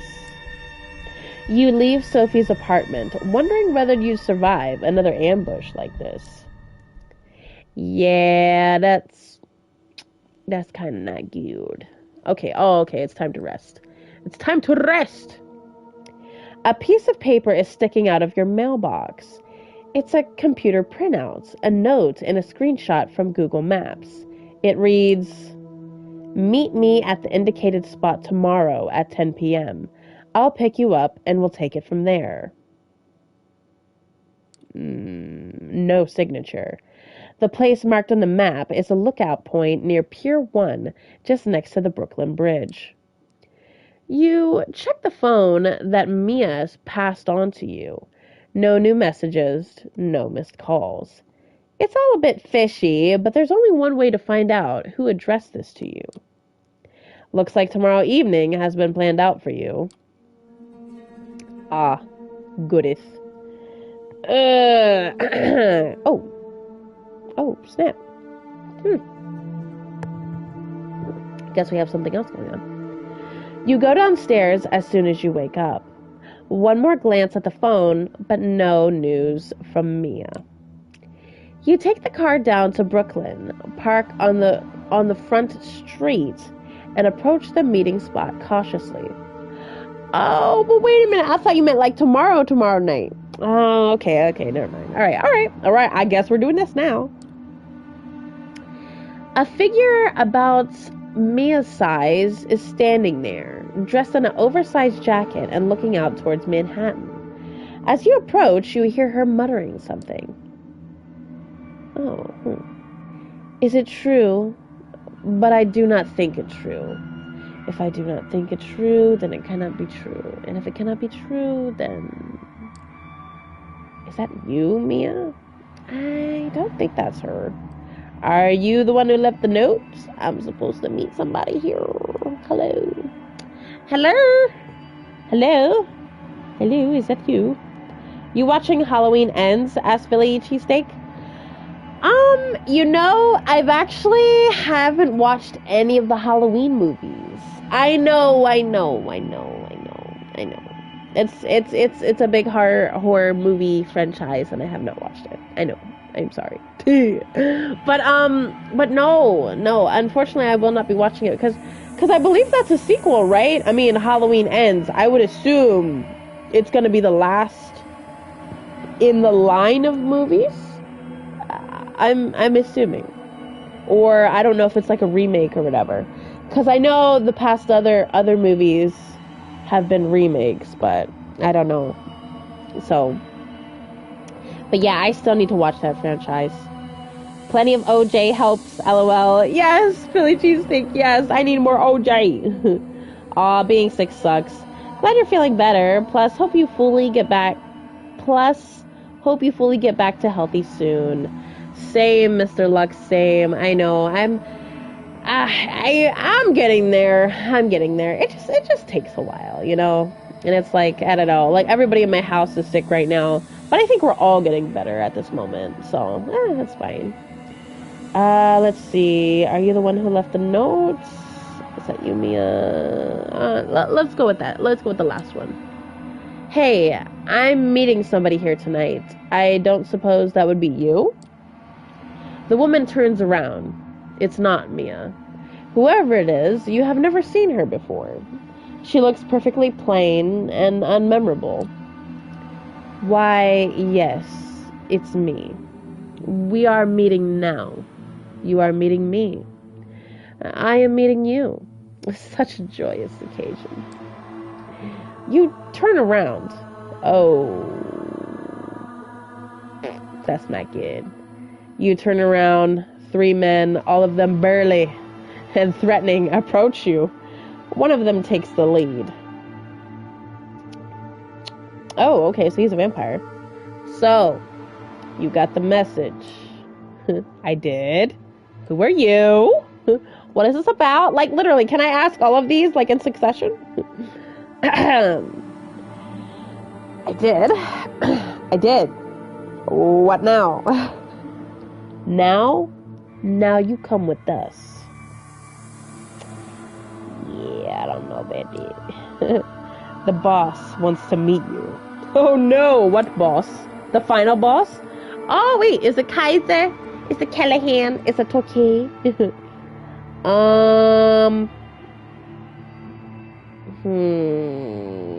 I would hope it's that guy. But I don't know, Kaiser? Is it Kaiser? No, it couldn't be Kaiser. No, Kaiser, no, I already met that guy. Callahan? Torquay? Oh. I don't know. I'm gonna just go with this guy. Oh, you mean Torquay? What? Oh, sorry. What? You gotta be shitting me. Torquay ain't the boss of jack shit. I mean Boss Callahan, you dumbass. I suggest you get a move on. We've got places to be. Well, alright, shit. The voice of the woman keeps creeping into your conscious. The litany of gibberish ever present throughout the entire conversation. The man cracks his knuckles. Or we can do it the hard way. Agree to go with them, fight back, escape the trap. Oh, wait. Crap, wait, wait a minute. Okay, crap. I forget. Is Callahan not good? Wait a minute. What if,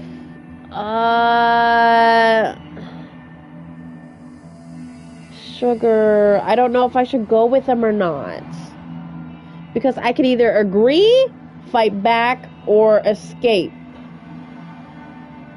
Oh, this ain't good. This ain't good. Dang it. Man, I really don't know. This game really does put you between like a rock and a hard place a lot of the time. This game really do be doing that. Like they really do be doing. Yes, it will be the last of Halloween. Oh man, that's crazy. They tried to kill Freddy Krueger in the 90s, but still brought him back for other movies. Yes, that is true. That is true. Yeah, Freddy Krueger did have a remake, but honestly, I didn't like it. I didn't like it. Honestly, like, I think the original was better. Because here's the thing, like, Freddy Krueger, I believe those movies, they started in the 80s, didn't they? Because, like, I think, like, Aliens, Nightmare on Elm Street, and what's-his-face with the hockey mask, Friday the 13th. I think those are started in the 80s, I believe. I'm not 100% sure. But what they had to do to get the effects that they had in their movies, like, it looks legitimate, you know? It looks real, you know? Because it's like... I remember with the one scene, you know, where Freddy's like coming out of the wall. Like he doesn't come out of the wall completely, but he's like, you know, like his face is like, you know, he's got like his face is on the wall. but it's like, you know, you should know what I mean. But anyway, no, but yeah, so they had like a special in the original, they had like a special literal thing there that he just kind of, you know, like, against. But of course, in the remake, it's, you know, computer generized. And you can tell. Like, you can tell. It doesn't look as good. I don't know. That's my personal opinion, but... I don't know. That's just my personal opinion. But anyways. I love the Halloween movies. Yeah, I haven't watched any of them. I want to, though. Does anybody have those movies? Maybe we can watch them in the Discord. I do want to watch Hellraiser. I think we are going to watch Hellraiser tomorrow in the Discord. Mr. Lux, if you type Tesla phone on YouTube and the third result on the top is the one I watched. It's titled Insane New Phone is a Game Changer. Oof. I will attempt to watch that myself. Let's see. Agree to go with them. See, okay. I would agree to go to them if that last part didn't say escape the trap. Because what does that mean? Escape the trap. What does that mean? You know? Oh. I had a hair in my mouth.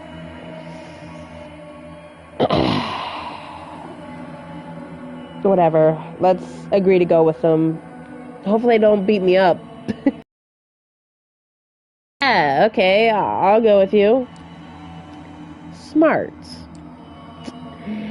They lead you down the pier and into a motorboat. The engine starts. Put this on. He points to a cloth sack. Oh, they're gonna put the sack over my head. One of the guys is holding you down. Oh, that's not good. The woman is still there, whispering to herself. Somehow, you hear her voice clearly in your head. It becomes a nagging suggestion to put the sack over your head. You don't really want to do it, but your hands go through the motions all the same. It takes 15 minutes or so to reach your destination. You think. The engine dies down and you are led on shore and then further up an incline and through some overgrowth. 10 more minutes of walking, maybe, until a deep voice reaches your ears. Vincent, my dear boy, why the hood over our guest's face? Well, boss, I thought... No. That will not do. How many times do I have to repeat myself, Vincent? You don't have to think. You have to listen and do what you're told. Yes? Yes, boss. Well... take that ridiculous sack off their head, will you? The hood comes off. The owner of the deep voice is a curious sight, dressed in what can only be described as a Victorian clothing, with a monocle and graying red hair. Is this Callahan? Oh, okay. Apologies for Vincent's unacceptable behavior. He can be a little thick sometimes.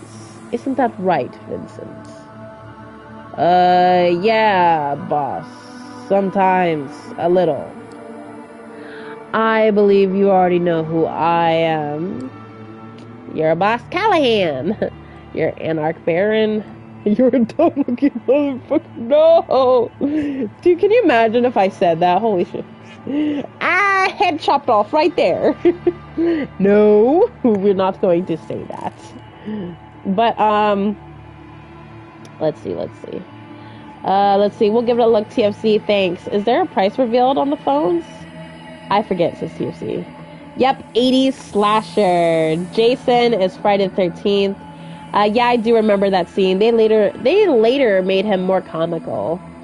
Yeah, see, and I don't get that. Like, for me, Freddy is my favorite. Like, I know people have a favorite between Freddy and Jason.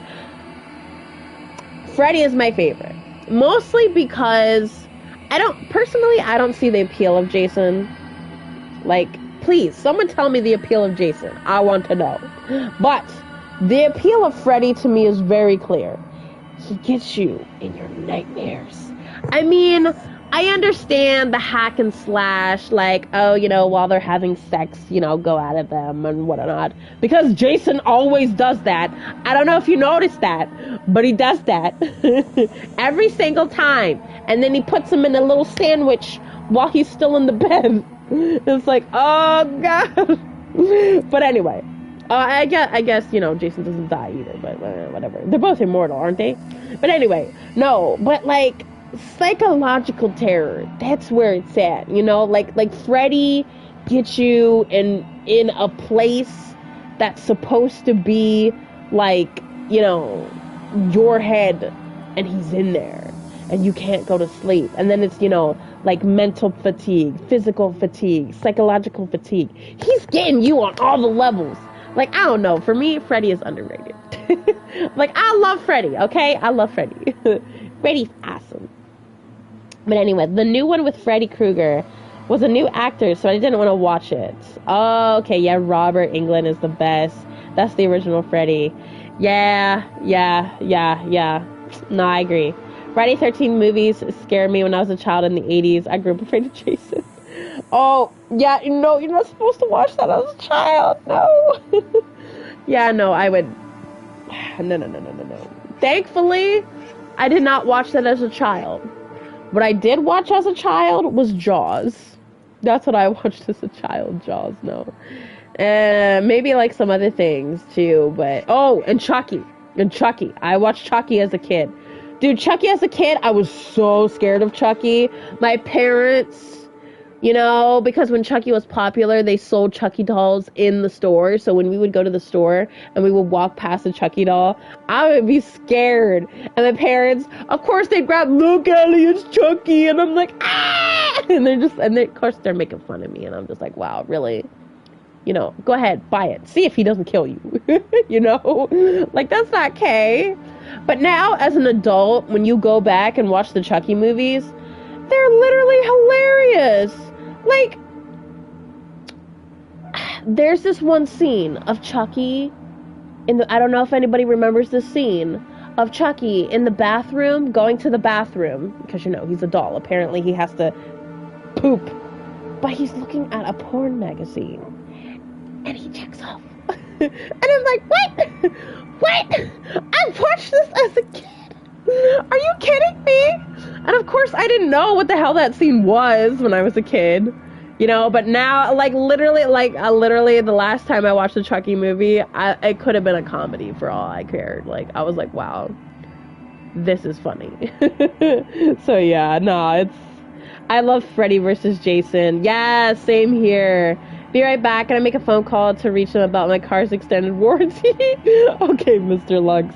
That was a good movie, Michelle. Yes. I've been watching horror movies since I was very little, and I laughed at it, and I never got sick during a horror movie Freddy versus Jason. I almost threw up, so it must have been a good movie. Michelle's like, I know a movie's good if I'm gonna throw up. Okay, wait a minute. I didn't laugh at the whole movie. I just laughed at one part in the first Jason movie. Gotcha. Oh, Mr. Lux said, I choose choice 3. Mr. Lux woke up and picked violence. He's like, you're a dumb looking motherfucker. Oh no, Mr. Lux. Dude, I'm scared he'd chop my head off. I'ma just say you're Boss Callahan, right? No, it's okay. Next time if I play, I'll choose the chaotic choice. You know, I wonder what would happen if you would go through this game and act stupid as hell, you know? Like, I wonder if you could actually die in this game. Like, I'm really curious. You're Boss Callahan. Right you are. And I'm guessing you know my role in this city. I represent the Anarch movement, while you... I'm not quite sure what you represent. I have invited you here to find out. Now, let me make myself perfectly clear. I am disappointed in you. Truly disappointed. But I arranged this meeting to allow you to make amends. Okay. First, though, I have to make sure you understand what your infraction was. So, do you know why you're here? Bitch, I know. I feel like you're dying to tell me. Because I work for Sophie? Because I wanted to meet with Torquay? I'ma just say that, because I feel like that's the best answer. I can't help but feel like you're dying to tell me. Don't get smart with me. He takes your face in his hand while Vince holds you in a tight grip. He squeezes you hard and looks you deep in the eyes. Torquay is the reason you're here. Or that little angry strumpet of his. I'm told, yes, Mia. Oh, how I'd love to get my hands on her gaunt neck and wring it till it breaks. But see, I'm a statesman, and that's not the prudent thing to do. No, indeed, the prudent thing to do is to tolerate both her and that blasted ebony-skinned mentor of hers. Oh. You folk call yourself Afro-American, correct? Bah! Back in my day, we knew what being American meant, and it sure as hell didn't mean being black. My guy! He's racist! Oh my god! Finished with your disgusting rant? Please just let me go. Take that shit back or else. You wanna go? You wanna go, motherfucker? Alright. You finished with your disgusting rants? Huh? Let's see. I mean, I guess, I don't know. Obviously, he's from way back when. Let's see. He really old. Take that shit back or else. God. I want to leave here alive, so... Okay, I'm not gonna beg for my life, because that's just... We don't do that. But do this. We'll say that. Finish with your disgusting rant. Oh, fledgling. You have no idea who you're messing with. He looks at you with rage in his eyes. What's the matter, you mad daddy vampire? Sorry, I had to. And you feel insignificant and vulnerable. An irrational fear takes over you. You cannot speak up against this man again. You just can't. He's too terrifying. Now that I have your full attention, I will request something from you, and you will obey me to the letter. But that comes later.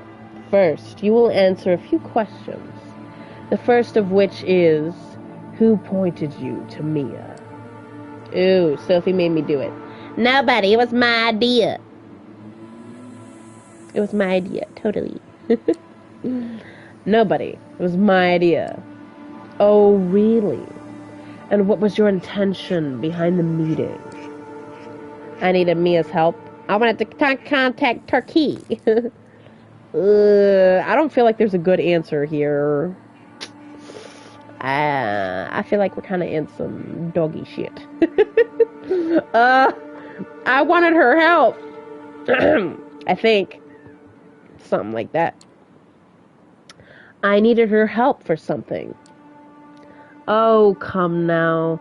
You'll have to be more specific than that. I need to know exactly what it is that you discussed. I wanted her to explain the anarchs to me. That's it. That's it. I'm innocent, bruh. I'm innocent. I just wanted to learn about the anarchs, so I asked her about the movement. Oh, child. You should have come to me then. I am the anarch movement in New York City, and nobody makes a secret out of it. You bet on the wrong horse, as I'm sure you'll soon learn. See, that wasn't hard now, was it? Of course, I can't be sure of how much what you told me was true, and how much of it is worth about as much as yesternight's horse shit. But I'll find out. I always do.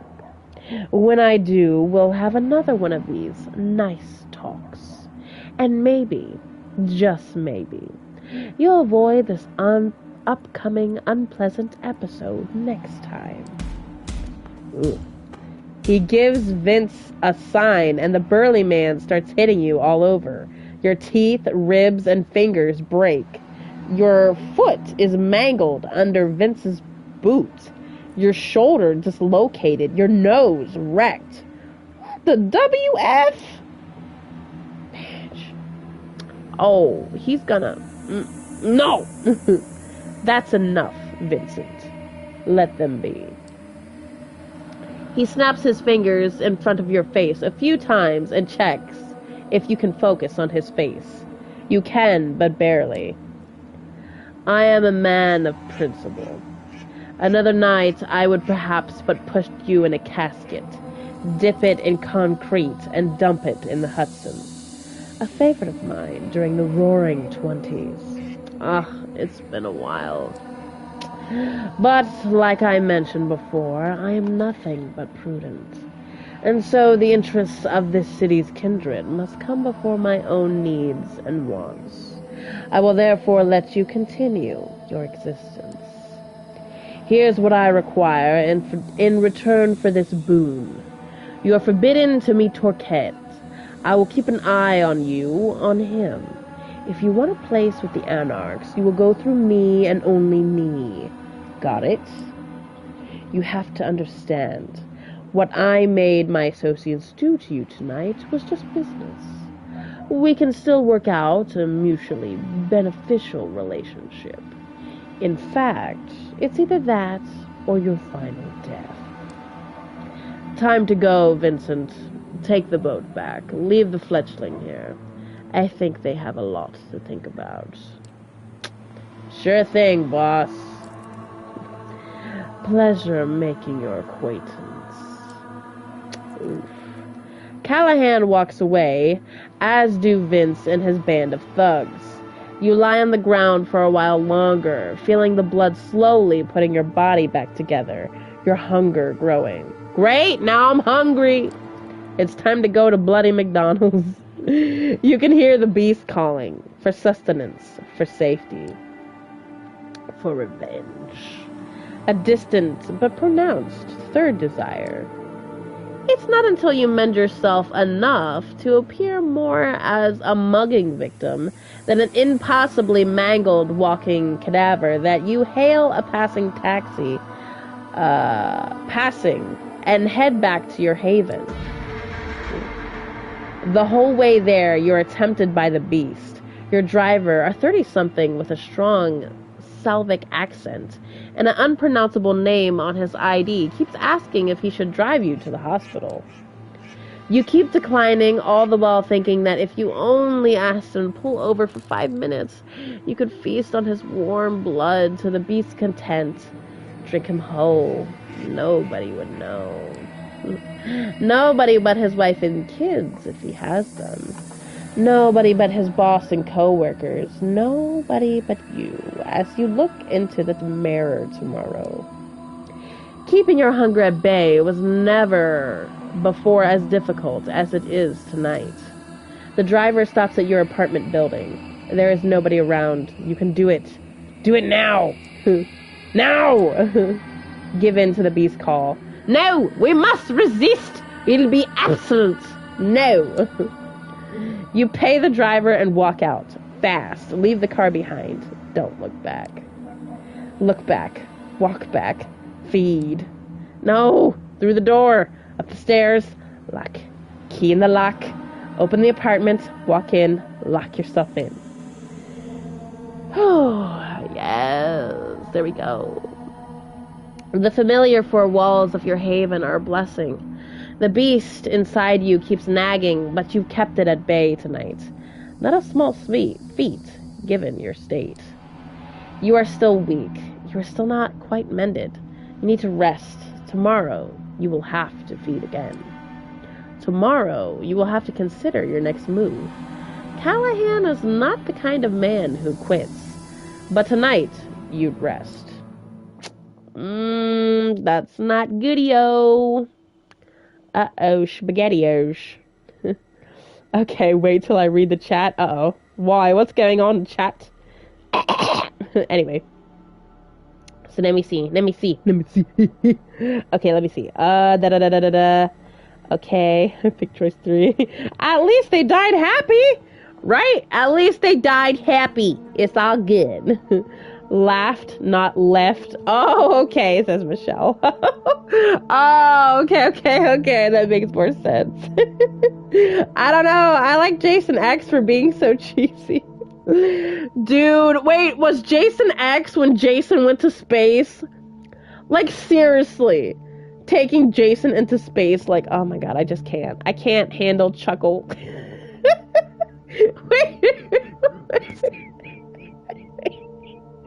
Wait, do you mean Chucky? I'm sorry. I'm sorry. That actually sounded funny. Chuckle the doll. I'm sorry, Queen Bee. I'm sorry. Oh my god. I'm sorry, that's just like the exact opposite of what Chucky does. So like, if Chucky's name was Chuckle, that'd be funny because it's like, you know, like he's killing you, but he's like chuckling. He's like, you know, as he's doing it. Oh my god. I literally just can't. No, I hear you, Queen Bee. I hear you. But if you haven't watched it since you were a kid, trust me, it's a different experience when you're an adult. Michelle says, I collect the reborn baby dolls. I will not, and I repeat, will not purchase Chucky. No, Chucky is cool though, says TFC. No, my lovely dear, he's not, says Queen Bee. TFC, no! LOL. I'd love to have a life-size. No! Oh! No! Oh, you're crazy! I'd like to have a life-size Chucky doll. Excuse me, I'd burn it. You do that, Queen Bee. You're entitled to that in your life. No. I'll steal your soul. Oh my goodness. You know what else? Excuse me. I'm trying not to cough. But dude, have you ever? Okay, there's this one movie where this one girl, she collects clowns, like little, like doll clowns, okay, dolls and clowns, they do not mix, okay, because clowns are scary, dolls are scary, and you put the two together, it's not good, okay, but I saw this movie, sorry, I saw this movie, and one of the dolls she had was life-size, and it was sitting in a rocking chair, and I was like, oh no. And of course that doll went up and tried to kill her, but of course it wasn't an actual doll, it was a person dressed as a clown. But it was like, oh god, no. If I ever walk into anybody's house and they have like a bunch of creepy ass dolls, I'm gonna be like, nope, I'm gonna hell the nope out of there. Fine, the TFC, ask Santa for one. No, never! God, Queen Bee, it's okay, I'll fight for you. Fire doesn't kill Chucky in the movie, just barbecue him pretty good. Oh no, that's right, Queen Bee. Fire doesn't kill him. Still no. Queen Bee's like, nah, man. Queen Bee is like, alright, I'll take his ass and I'll drop him off at a volcano. Let's see how good he burns then, huh? Let's see if he can survive lava. Is that your hubby, Queen? Yes. I'm kidding though. I don't really want one. Aw, see, he's just doing it to tease her. LOL. Imagine her reaction if I actually came home with one. Dude, she would she would be really scared, give her a heart attack. I'd run, says Queen Bee. You'd be in the doghouse. Yeah, I don't think the doghouse would suffice. I'd probably end up in the car off the property with the Chucky doll beside me. Oh my goodness. I would play that at it's like, oh Chucky, you were always the one for me. No. LOL. Wait till Alley Cat reads the chat. Alley said she's never seen it. What? Wait, never seen what? No, I've never seen Halloween. I have seen Chucky. I have seen the original Chucky. Chucky gets married or something. Chucky has a kid. I don't know. Chucky doing stupid stuff. I just remember that one scene of Chucky jacking off in the bathroom. That's the one scene I remember. Are you talking about the movie, TFC? I'm talking about the chat. Oh yeah, she's never seen the movie. I don't recommend her to watch the movie. I gotta see it at least once. Love the autocorrect. I know, Queen Bee. I know. I love it too. I can't handle chuckle. Oh, that's still getting me.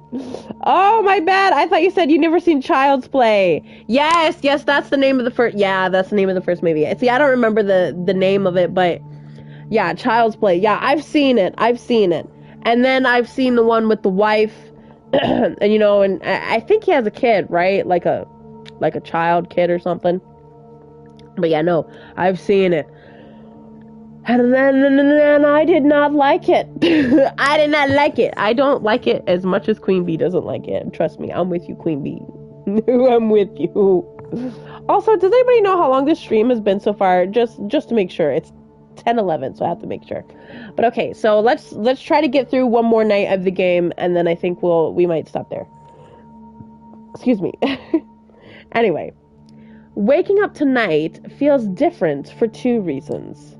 For one, you are pleasantly surprised that your body mended reasonably well while you were resting.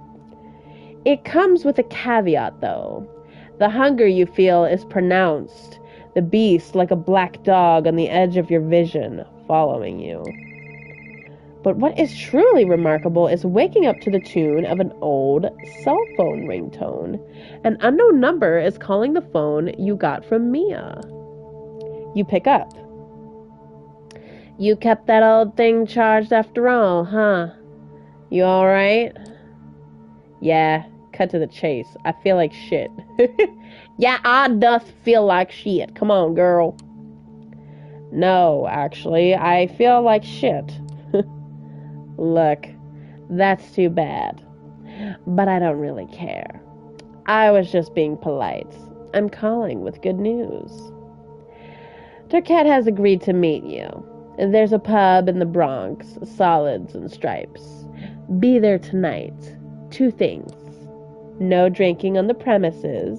So if you want to grab a snack, do it before setting foot in the borough. And this is an exclusively no powers meeting. We'll be rubbing shoulders with commoners the whole evening. And also, we don't trust you. So keep it casual or you'll blow it. Anything you'd like to add? Callahan forbade me from meeting. We should expect company. Will you protect me? All good questions, honestly.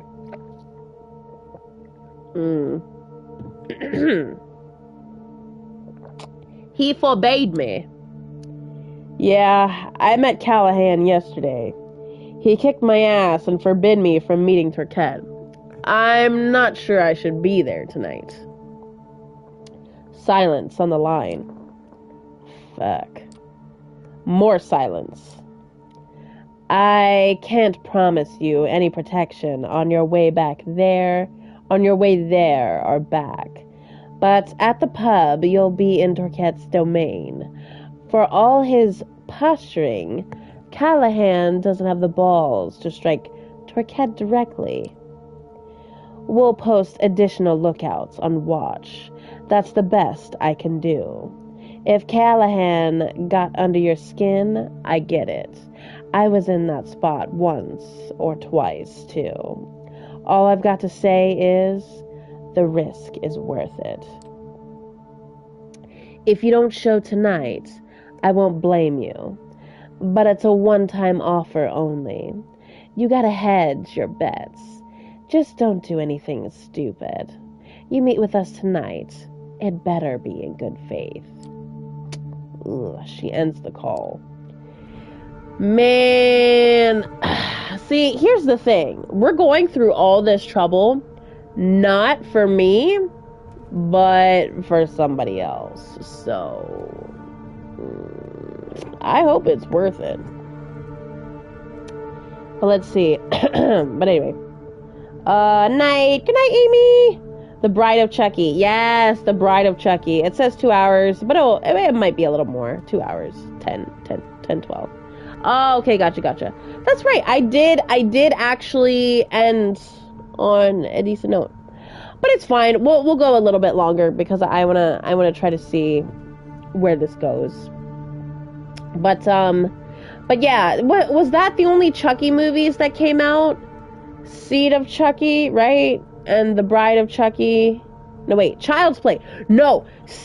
Child's Play, Seed of Chucky, and The Bride of Chucky, right? I'm not 100% sure. I don't know how many Chucky movies there were, to be honest. But, first things first. You take the subway to York Street Station, walk to Front Street, retrieve your car, and weigh your options while driving back to your haven. Excuse me. Drive around before going to the meeting. Tell Sophie you can't meet with Turquette. Feeding opportunity. Yeah, let's feed first. Let's get that out of the way first. Okay. Anyway, you've been doing this good for a few nights. You're getting a good feel for it. You're learning what kind of predator you are and what kinds of blood you crave. You're so caught up in yesterday's problems and in this cloak and dagger debacle you're part of that the hunt feels almost automatic and casual tonight. A fragment of you surrenders control. Excuse me. Just minutes after you find your victim, coax them, and drink from them, you find you've forgotten their face and how they were dressed.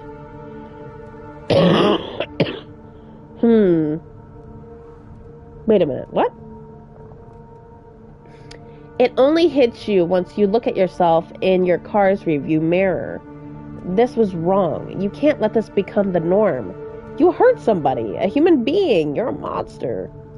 You need to stay mindful of this. You're a monster, but unless you let yourself off the hook, you can hold on to your humanity and not let yourself slide down this spiral. My goodness, the back of my throat is like, it's like somebody's tickling it right now. Instead of clearing your mind, this clouded it further. You are still no closer to a decision. Okay, well, we fed. Yeah, I'm thinking we should probably tell Sophie. We should probably tell her. Guys, what the heck does Sophie have in mind anyway? Like, what the hell is her deal? And she just won't tell me. There's also a TV series. Really? There's a TV series? Holy cow, there's been 7 movies about Chucky. I lost track after Seed. There's been 7 movies? Where are, like, the other... I don't know, like 4? Yeah, where are the other 4 movies? Like, I only remember, like, the first 3. When did what time period did the other movies come out? Okay, I'm gonna go to Sophie, because I think she needs to know. Wait a minute. No, did I tell her about Callahan already? No, I told her about the hunters. That's something else entirely. Oh, my God. Okay. It feels hopeless. Callahan knows you'll be seeking Torquay out. Someone left a note at your apartment, so they know where you spend your days. It's all too risky. Sophie will have to come up with another plan, or just do it her own damn self. You stop at her haven, not looking forward to the conversation you're about to have. Uh-oh. Sophie is not home when you arrive. You wait for her impatiently, all while considering whether this is the best course of action. When she does come in, a good hour after you arrived, she's all smiles and warmth. Alley Cat, good evening. How is your task going? Have you something for me, perhaps? Ooh, things got complicated. Sophie, things got complicated. I don't want to meet with Torquay. The warm atmosphere immediately grows colder, as does Sophie's demeanor. I thought I made a clear request of you. What do you mean you don't want to meet him? I almost died yesterday. Let's see. Listen, Callahan's goons grabbed me yesterday and forced me to meet him. He was very clear that I could not be seen talking to Torquay or he'll have me killed. Oh. Something like pity appears in her eyes for just a moment. She looks at you, disappointed and sad. Then her features sharpen. I understand your concern. Nonetheless, I would ask you to continue, even if it's risky. You really don't care about me, do you? Only do it if you protect me. That's a good... let's see. I really do appear only to be a tool to her. That's what it's looking like. Let's see. Child's Play 1, 2, 3. Oh my goodness. Bride of Chucky. Seed of Chucky. Chucky's Vacation. Slides. Chucky Invades. Curse of Chucky. Cult of Chucky. Child's Play Remake. What? Those were most likely straight to DVD. I don't remember them in theaters. Right? Seriously. Like, I don't remember those either. Like, at all. Child's Play, November 9th, 1988. Child's Play 2, 1990. Child's Play 3, 1991. Bride of Chucky, 1998. Seed of Chucky, 2004. Chucky's Vacation Slides, 2005. Chucky Invades, 2013. Let's see. Curse of Chucky, promotional tie-in videos, 2013. Child's Play Remake, 2019. Yeah, see, I didn't see the remake at all. Yeah, the one about the Chucky's Vacation, like, what the heck is that one? Like, I'm so curious. I'm just like, what? That seems odd. I'm gonna say this one. I'm gonna still do it, but just because I'm curious, but I don't know. You really don't care about me, do you? Am I that expendable to you? This is not a matter of you being expendable or not. This is about what needs to be done. You do not understand how much depends on you making contact with Torquay, and how important it is that I don't do it in person. It brings me no joy to remind you, but I still hold the right of destruction over you. If I have to call on it to make you do my bidding, I will. Wow, that's just cold. You can't be serious. I thought we had an understanding. Bitch.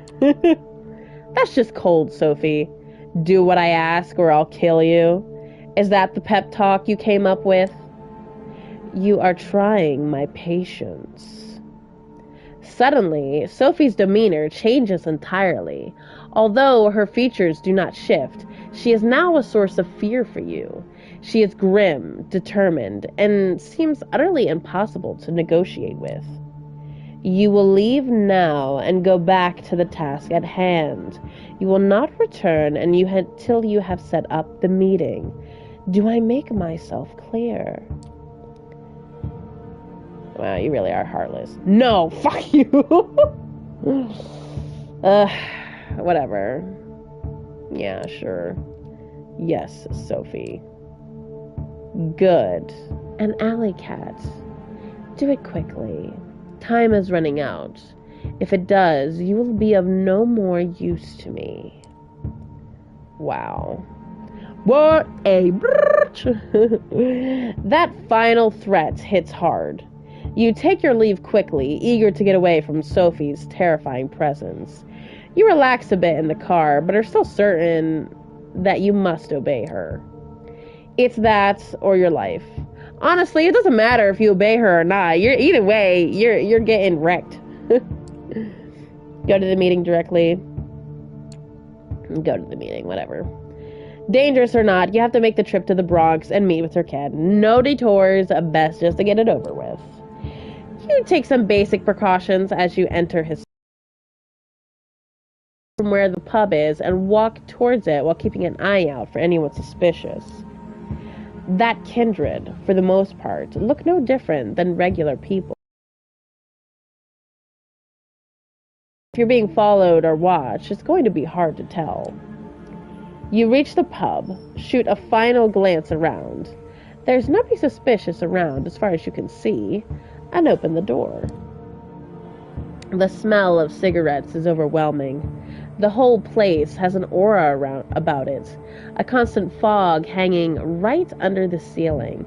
The lethargic fans do nothing to disperse it. The constant crack of billiard balls and clicking of glasses tells you all you need to know about the clientele. Not a very vampiric place at all. You're wondering if you got the address right. You apparently did. Mia's here. She motions you over to one of the few tables around. Took your sweet time to get here. What, got cold feet? Never mind. Anyone follow you? I don't know, maybe. Not that I know of. Not that I know of. Fair enough. Before I introduce you, there's some outstanding business to discuss. You didn't prove very helpful at the bar. Carol, the bartender, mentioned you made an effort, but as you imagine, there's plenty of licks who use feminine pronouns in this city. Still, I'll take whatever I can get, so thanks for that, I guess. Come on, Turquoise right there. You walk toward one of the tables. A guy in a coat and hat leans over to take his shot. He's way ahead of his opponent. The table is clear of his balls, save for the 8-ball in a tricky position. Hey, they're here. Oh. Be with you in just a moment. The hit is fast, precise, and sends the black ball exactly where its player wanted it. His opponent lets out a frustrated sigh. That's that. I believe that's 150 American dollars, Joey. You want to pay up now or up the stakes again? The disgruntled man accepts his defeat and pays up. Then he declares he's going to grab another beer. The victor goes The victor go the spoils. Thank you kindly. Hey, hello, Chestnut Frog. Oh, Dreadclaw. Hey, ew woo, I'm in your YouTube chat. Time ew woo, ew woo, ew woo, ew woo. Hey, elbow. Hello, Dreadclaw. How are you doing? It's wonderful to see you. How are you? Also, Chestnut Frog. Hello. And Michelle says, talk about Chucky. I just had to walk through the living room and dining room pitch dark. No, into my room. Yes, I did walk a little fast. LOL. Michelle, walking through the dark. I see you, Michelle. Don't bump your head. Don't bump your head. I know, I'm not trying to be mean. I just remember because the one time you bumped your head and I thought that was funny. But anyway.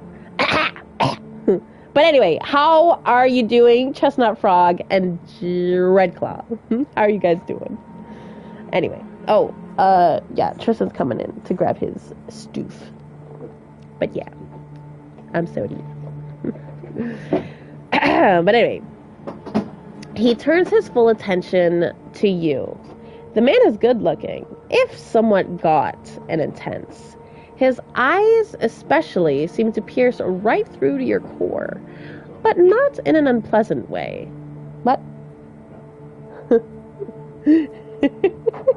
Okay. Alright. And again, I don't know if I'm saying his name right, okay? So, whatever. I'm saying it in a magical way that I imagine if words were the way I wanted them pronounced in my own little world, that's how they would be pronounced. So I apologize. But anyway, it's fine. Okay. Names to cat. I believe you're Alley Cat. Sophie Langley's. Oh, he knows. New plaything. Is that right? Oh, she. No, I'm not a plaything, okay? No, I'm not. I'm something else. I don't know. My brain couldn't think of it. Allie, 4 apple pie a la mode. Yes. Sir Jacob, hello. How you doing, Sir Jacob? How are you?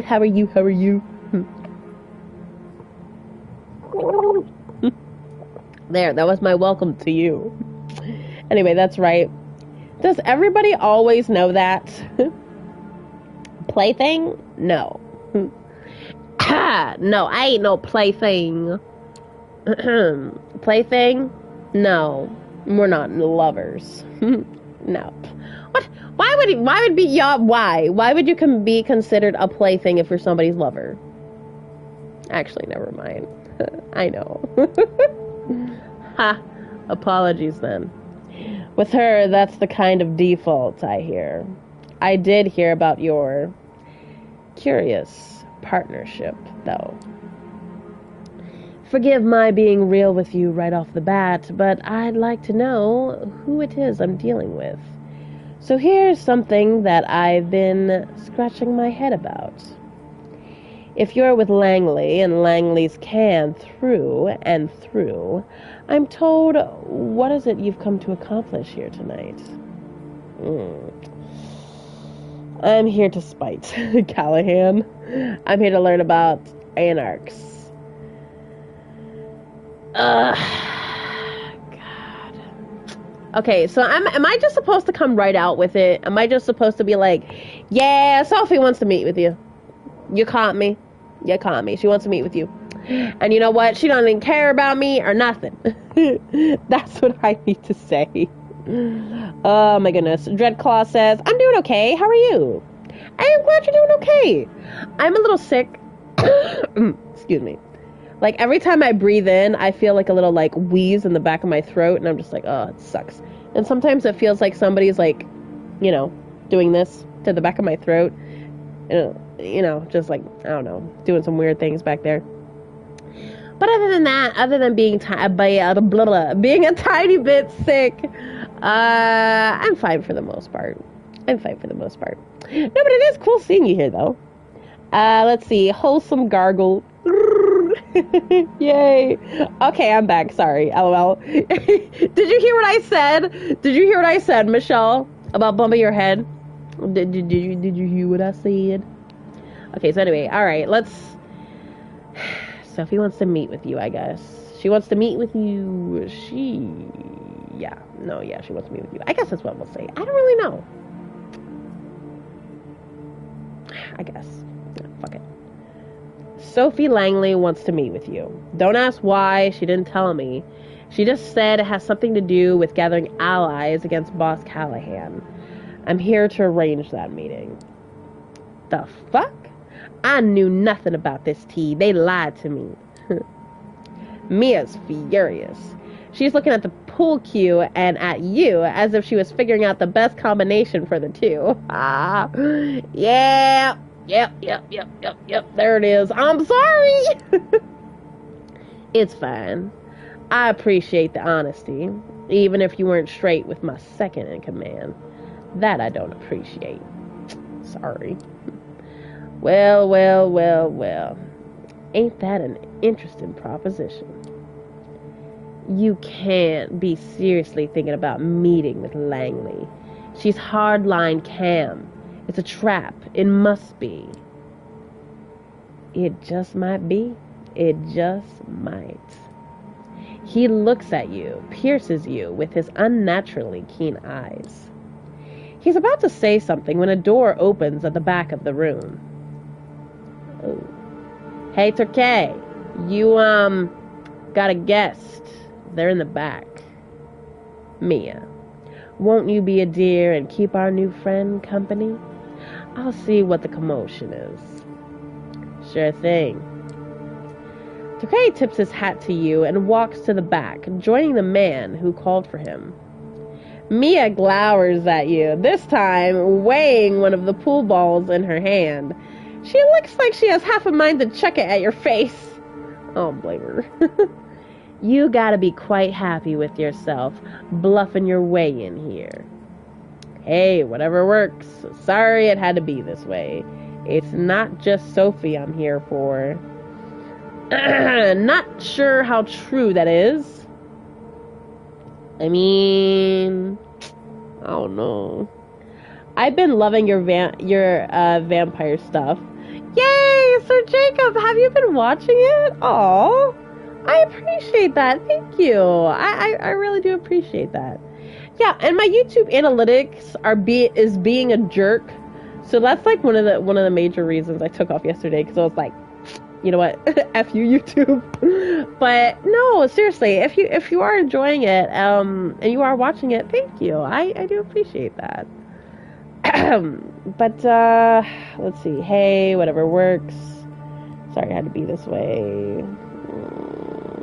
I guess, I don't know. Sorry. I wish I did this differently, but it is what it is. I'm not proud of myself. You shouldn't be. You made me look like a chump in front of Torquette. Here I was beginning to think you might make a good addition to our little family. There's a whole lot of trust you'll have to regain before that happens now. Sorry? He appears from a door at the back and calls from across the room. Yo, Mia! Can I grab you for a second? Alley Cat, get over here too. Oh, me too? Me too? You go to the back room. It's basically a storage area with a single wooden desk. It's pretty cramped, especially considering there are 5 other people in there with you. Takei ushers you in and closes the door behind you and Mia. 2 burly dudes are holding somebody down. A familiar voice reaches your ears. Hey, if it isn't Little Vince. I was gonna call him something else, but I don't know. I mean, I guess the game is cussing. I might as well too. Oh my goodness. Whoops. Motherfuckers, you're gonna pay for this, you hear me? The boss is gonna fuck you up so bad you have no idea. Yeah. Have you had the doubtful pleasure of meeting Mr. Sarucci? I don't know. Before, Alley Cat? Yeah, we met yesterday. I have a score to settle. Yeah, let's punch him. Let's use him as a punching bag. Let's see. Hope you get better. Oh, thank you, Dreadclaw. I appreciate that. Thank you. I'm sure I'm on the way of getting better. Been watching that and listening to the audiobook Splinter Cell. Ooh, okay. Currently chugging brew and watching you. Hardline cam. Yeah. Take off as much as you like. Yeah, it's Hardline cam. They're saying because they're part of a clan, and it's like that like it's a short for what the name of their clan was. Yes, I hear I was back then. Oh, okay, gotcha, Michelle. Excuse me. I got 1.3k uploads and stream, and I stream whenever I feel like it. Oh no, I know, I got you. I try to stay on a somewhat of a schedule, but it doesn't always work though. You should make a PayPal or link it if you already have one. I do. I don't know if let me see. I don't know if the command, like, nobody's used that command in like forever, so I don't know. I think that's the command. I'm not 100% sure if that's the command though. Oh, okay. So that's Streamlabs, but essentially it's PayPal. Like, you click on that, and I think it takes you to PayPal. So yeah, I think that is. Vince don't look too little. That dark dude looks like Snoop. A little bit. He looks good. But anyway, yeah, let's see. I think we met yesterday. You could say that. I have a score to settle. Yeah. We met yesterday. Yeah, we met yesterday. You're fucked. You're so fucked you don't even know it. You stupid piece of shit. I should have ended you yesterday. The boss told you to stay away. You should have listened. That's a story and a half, ain't it? Vince, calm down now and tell me how many of your guys are still out there on my turf, Go fuck yourself. You're done. The boss will know this stupid piece of shit Fleshling came here. He knows they're with Langley. You know what that means, Turkett. No, I don't. What does it mean, Vince? Now the boss can wipe you out. He'll just say you're sucking Langley's tits, and all those buddy of yours, gone. You're done, Turkett. Well now, if that's the case, I guess riding NYC of your toady ass won't make things any worse, will it? Actually, there's an idea. Vince mentioned that he beat you up yesterday. Did I hear that right, Alley Cat? You want to repay the favor? Oh, yes. It's your turf. You deal with him. Gladly. Go right ahead. Boom. Hurt Vince a lot. Oh, come on. Why you gotta give me a choice? Let's see. Stake him. Hurt Vince a lot. No, we gonna hurt him. Oh, wait. No. Oh, wait. We don't have that option because we're too hungry. Okay, so we gotta hurt him a lot. You hit Vince once, twice. He's chuckling in the beginning, but you focus your blood for some extra oomph and keep hitting him again, more, until he stops laughing. He's bruised, battered, and broken. The two Anarch dudes let go of him, and you kick him some more while he's on the floor. You only stop when you hear Turkett's voice. Enough's enough, Alley Cat. He takes an old pool cue and breaks it over his knee. Stake him and take him downstairs. Let's keep Callahan guessing what happened to his favorite puppy. Mia takes the sharp piece of wood and jams it into Vince's chest. His features grow slack, his entire body inert. He doesn't even give out a yelp. The other two Anarchs take him out of the room. As entertaining as that was, I think Vince, in his unmatched wisdom, shared more than Callahan would hope for. This changes things. Ever heard about Operation Lights Out, Alley Cat? It was a second Inquisition effort here in NYC. A single night of raids at a magnitude never seen before or since. The ivory tower got away with just a few losses here and there. No major players were hit. They managed to find safe spots and stay out of the eye of the shitstorm. Us, though, we got hit hard. All over town. Havens were rooted out, entire coteries and safe houses gone. Just like that. Nobody saw it coming. I got out. I barely got out in one piece. Mia looks at him with concern, but puts a hand on his arm. He shrugs it off, gently but surely. Others, like my child Barb or Mia's sire, extinguished. But you know who got out without a scratch? Callahan. We've thought about it for the past few years. How it is that Big B managed to excuse himself from the Staten Island Museum where we used to meet, just before vans full of guys in body armor showed up. How is it that my baby is burning up after being shot with incendiary rounds? I also see Doug Callahan running with his tail between his legs, pushing fletchlings like you in the path of the SI. We think that bastard knew what was coming, and he set us up. Not just us. Some of our brothers and sisters who got hit had some of the lowest profiles in this city's lick population. The moral of the story? Callahan is an opportunistic motherfucker. And even if his thickest followers suggest he's going to sell me out, then that's what he's going to do. As sure as the sun rises. He pauses for a moment, and you see him reach a decision. You said something about Langley having an offer for me.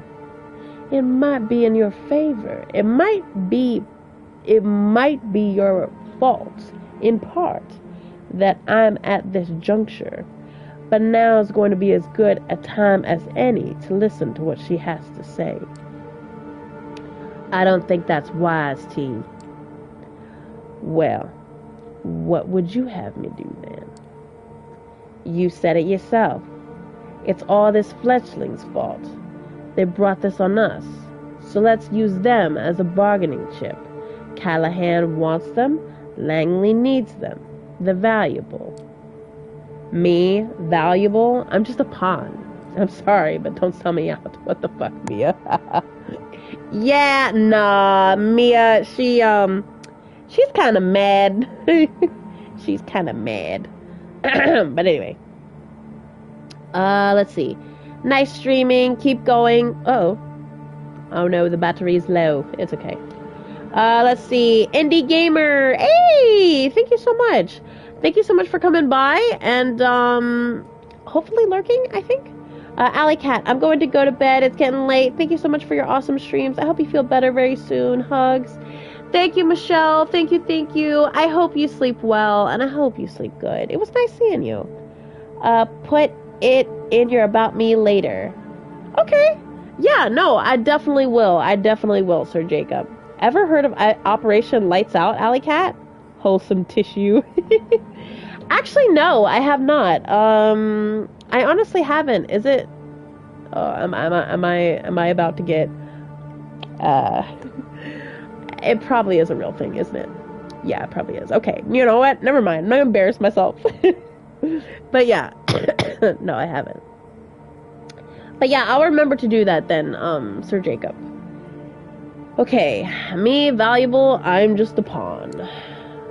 No, you're wrong. I'm just a pawn. That's why Sophie sent me here. Plausible deniability and all that. I'm expendable. The realization that you just summed up the entirety of the last 2 weeks or so hits you hard. And if there was a moment to be honest with yourself, it's now. Fuck. The man puts his hand on Mia's shoulder. She calms down a bit. We're afraid, Alley Cat. But then, what else is new? It's a paradox, being who we are. The hunter one night, the hunted another. Masters of the night, slaves to the dawn. A duality to everything. Mia, I understand your concern, but I need you to trust me like you did before. This is my call and my responsibility. You can give me shit about it later, like I'm sure you will.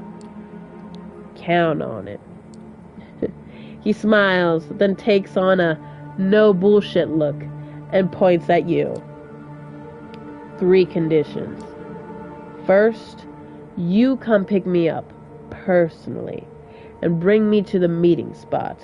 Anything goes sideways, it's your ass. Second, Mia's coming with me. No 2 ways about it.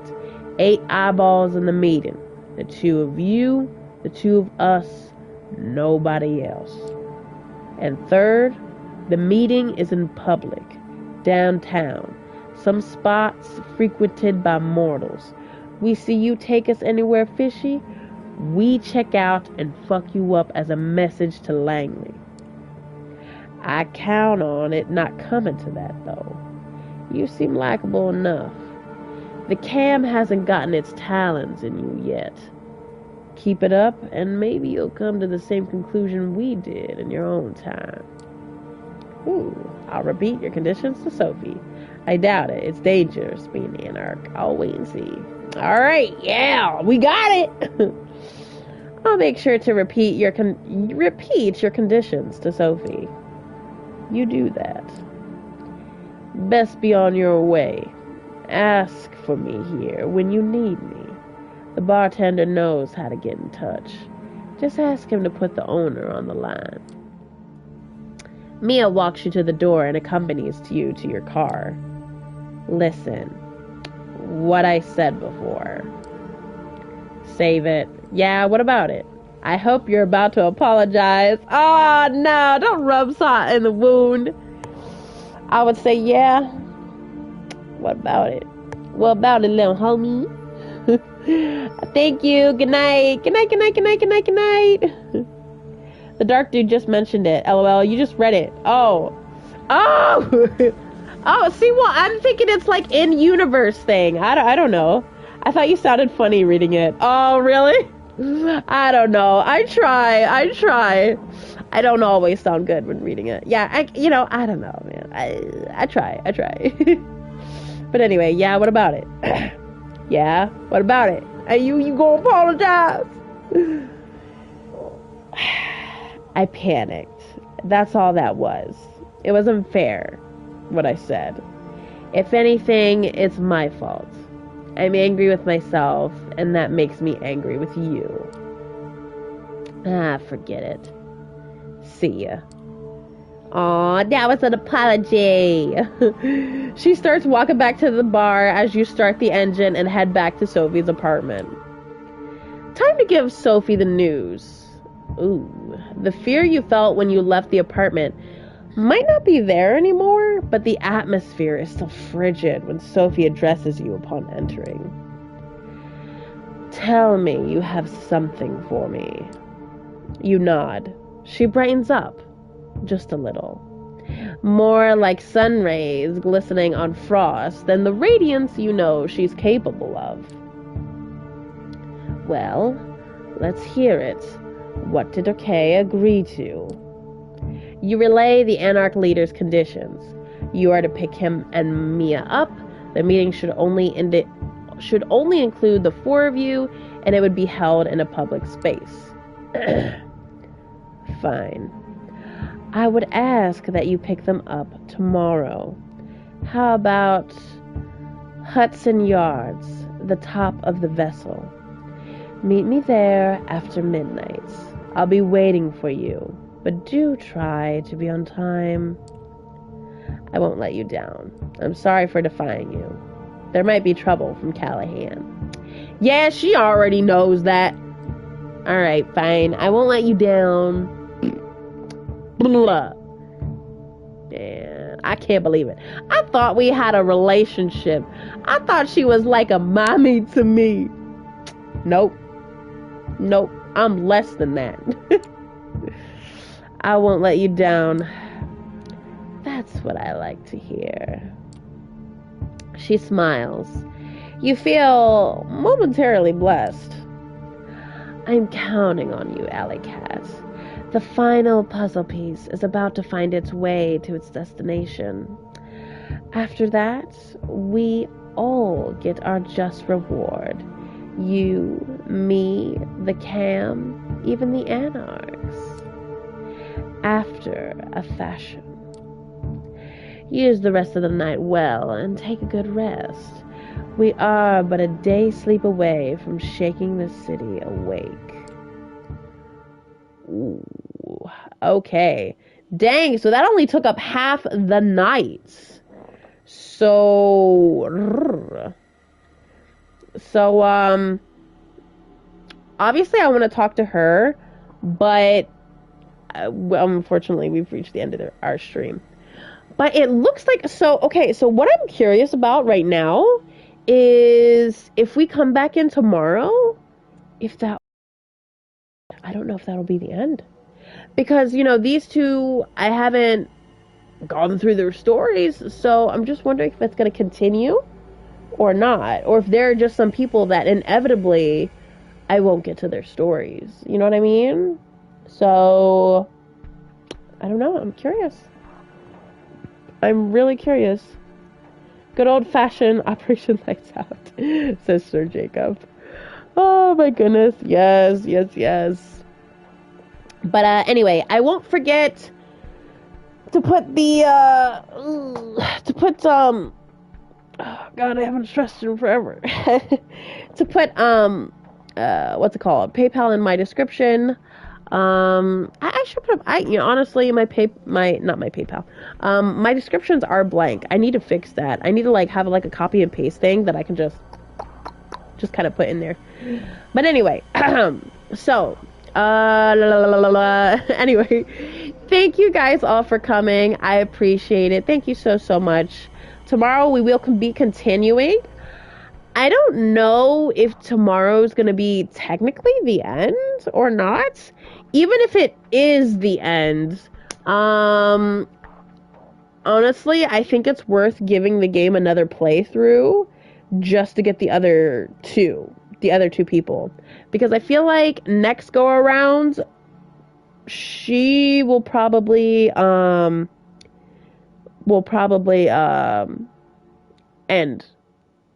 That's probably the end of her story. Also, I'm not sure if I could have delayed doing the main story and also, been with these two as well.